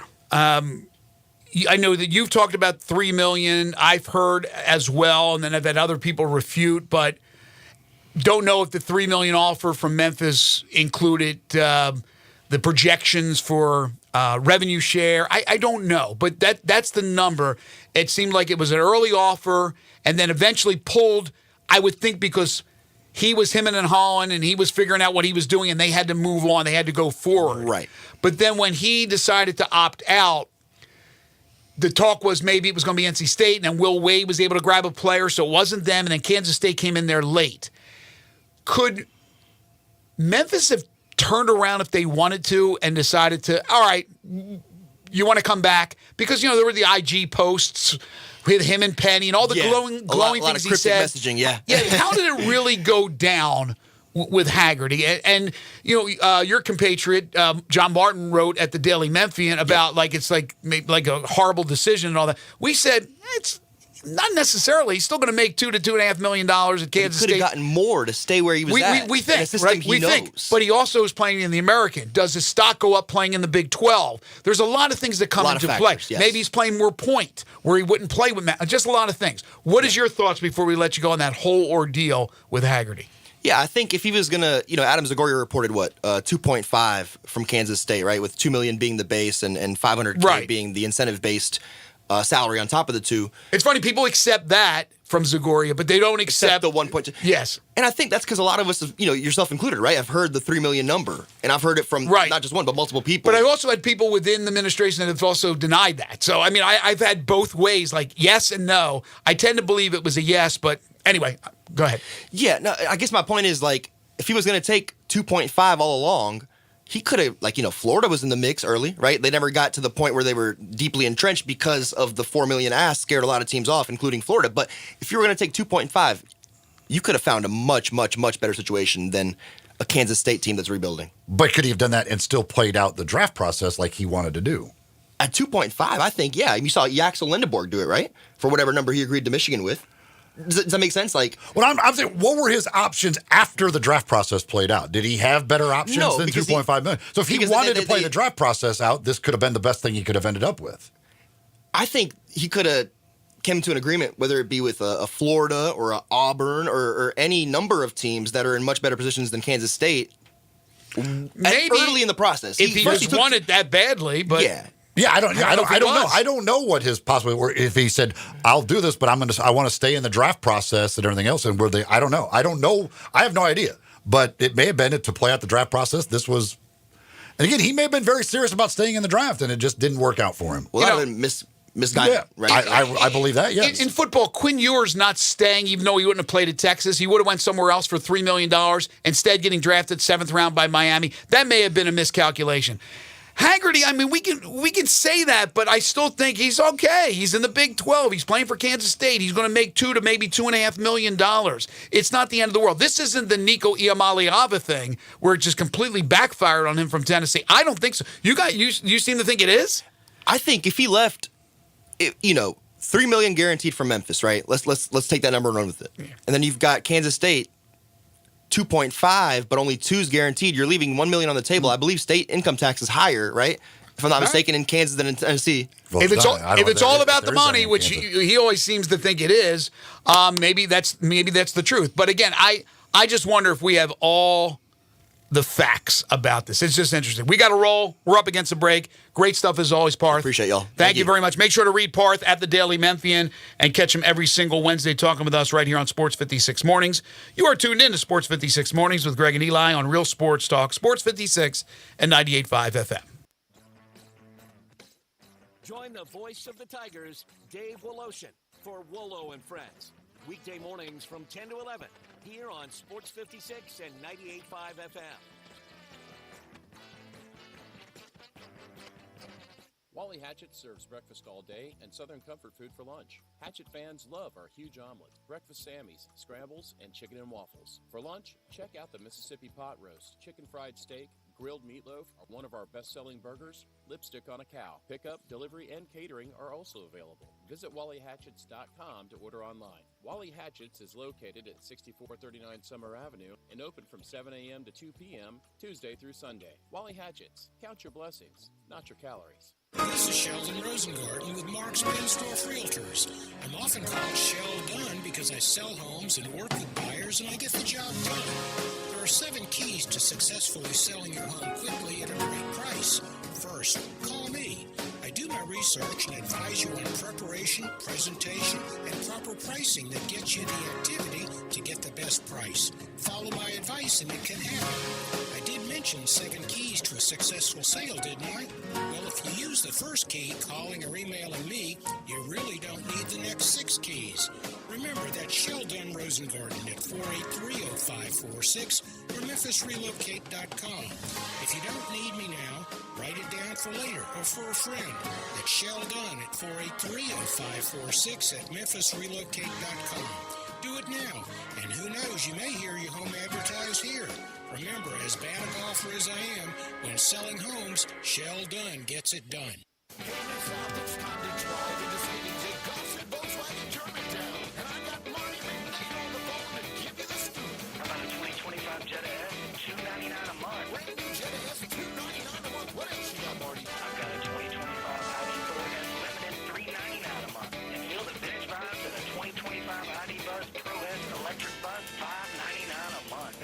Telling me earlier, Volkswagen has the lower cost of maintenance across 24 25 lineups compared to 24 Toyota or Honda, so it's obviously the smarter choice. So get on over to Gossett Volkswagen.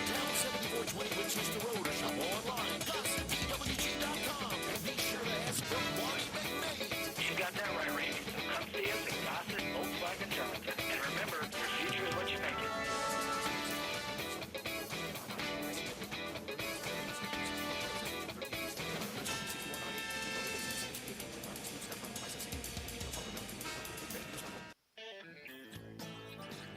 Hi, this is Troy Fiveash, owner of Fiveash Roofing. I have been told that my ads are all business and I should share some of my personality.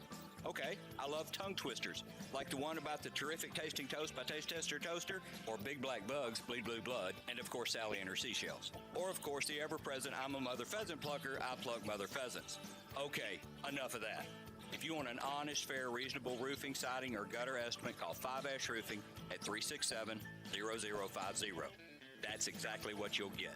No empty promises, no high-pressure sales tactics, and no fast-talking salesman trying to convince you that today and only today is the best day for you to get a new roof.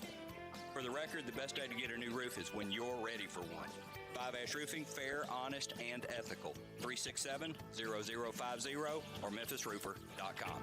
Fiveash Roofing, it's what we do. We're here for you. Now back to Sports 56 mornings on Sports 56.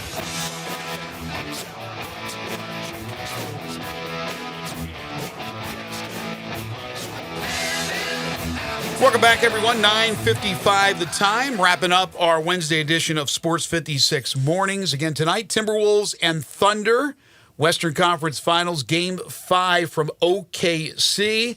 Thunder an 8.5-point favorite. If they win, they move into the NBA Finals, and we'll have plenty of time to rest, relax, to get ready for the opponent, which will be either Indiana or New York. And we now know, of course, that the Pacers, after winning 130-121 last night, now own a 3-1 lead over the New York Knicks, with Game 5 tomorrow night back at the most famous arena in all of basketball, maybe all of sports, Madison Square Garden. We got a text from Matt Toner about if it is Oklahoma City versus Indiana. He says, I've become a very casual fan of the NBA the last few years. I'm a Grizzlies fan. I watched some of their games, but they're about the only team that I cared much to watch on TV. I know a lot of my friends are like me. I think this will be the first time that I watch any of the finals in a long time. From highlights and a little bit that I've watched this year, I think these are two fun teams that I actually will have interest in watching the series. Well, certainly Indiana's a fun team to watch, the way they play. I mean, it's up and down. And Oklahoma City, there are two elite offensive teams in the league. Now, Oklahoma City is elite of the elite defensively. We'll see what Indiana would be able to do against them. And there will be some fans that will gravitate towards it because it's not the usual team. I'm tired of watching the Lakers or the Warriors or the Celtics, whatever. But generally, people will look at it and go, I don't know anything about the Indiana Pacers, because the national conversation never went throughout the year. The Pacers are not brought up. So people don't care about the Indiana Pacers because they're not told to care about the Indiana Pacers. The national conversation never includes the Indiana Pacers.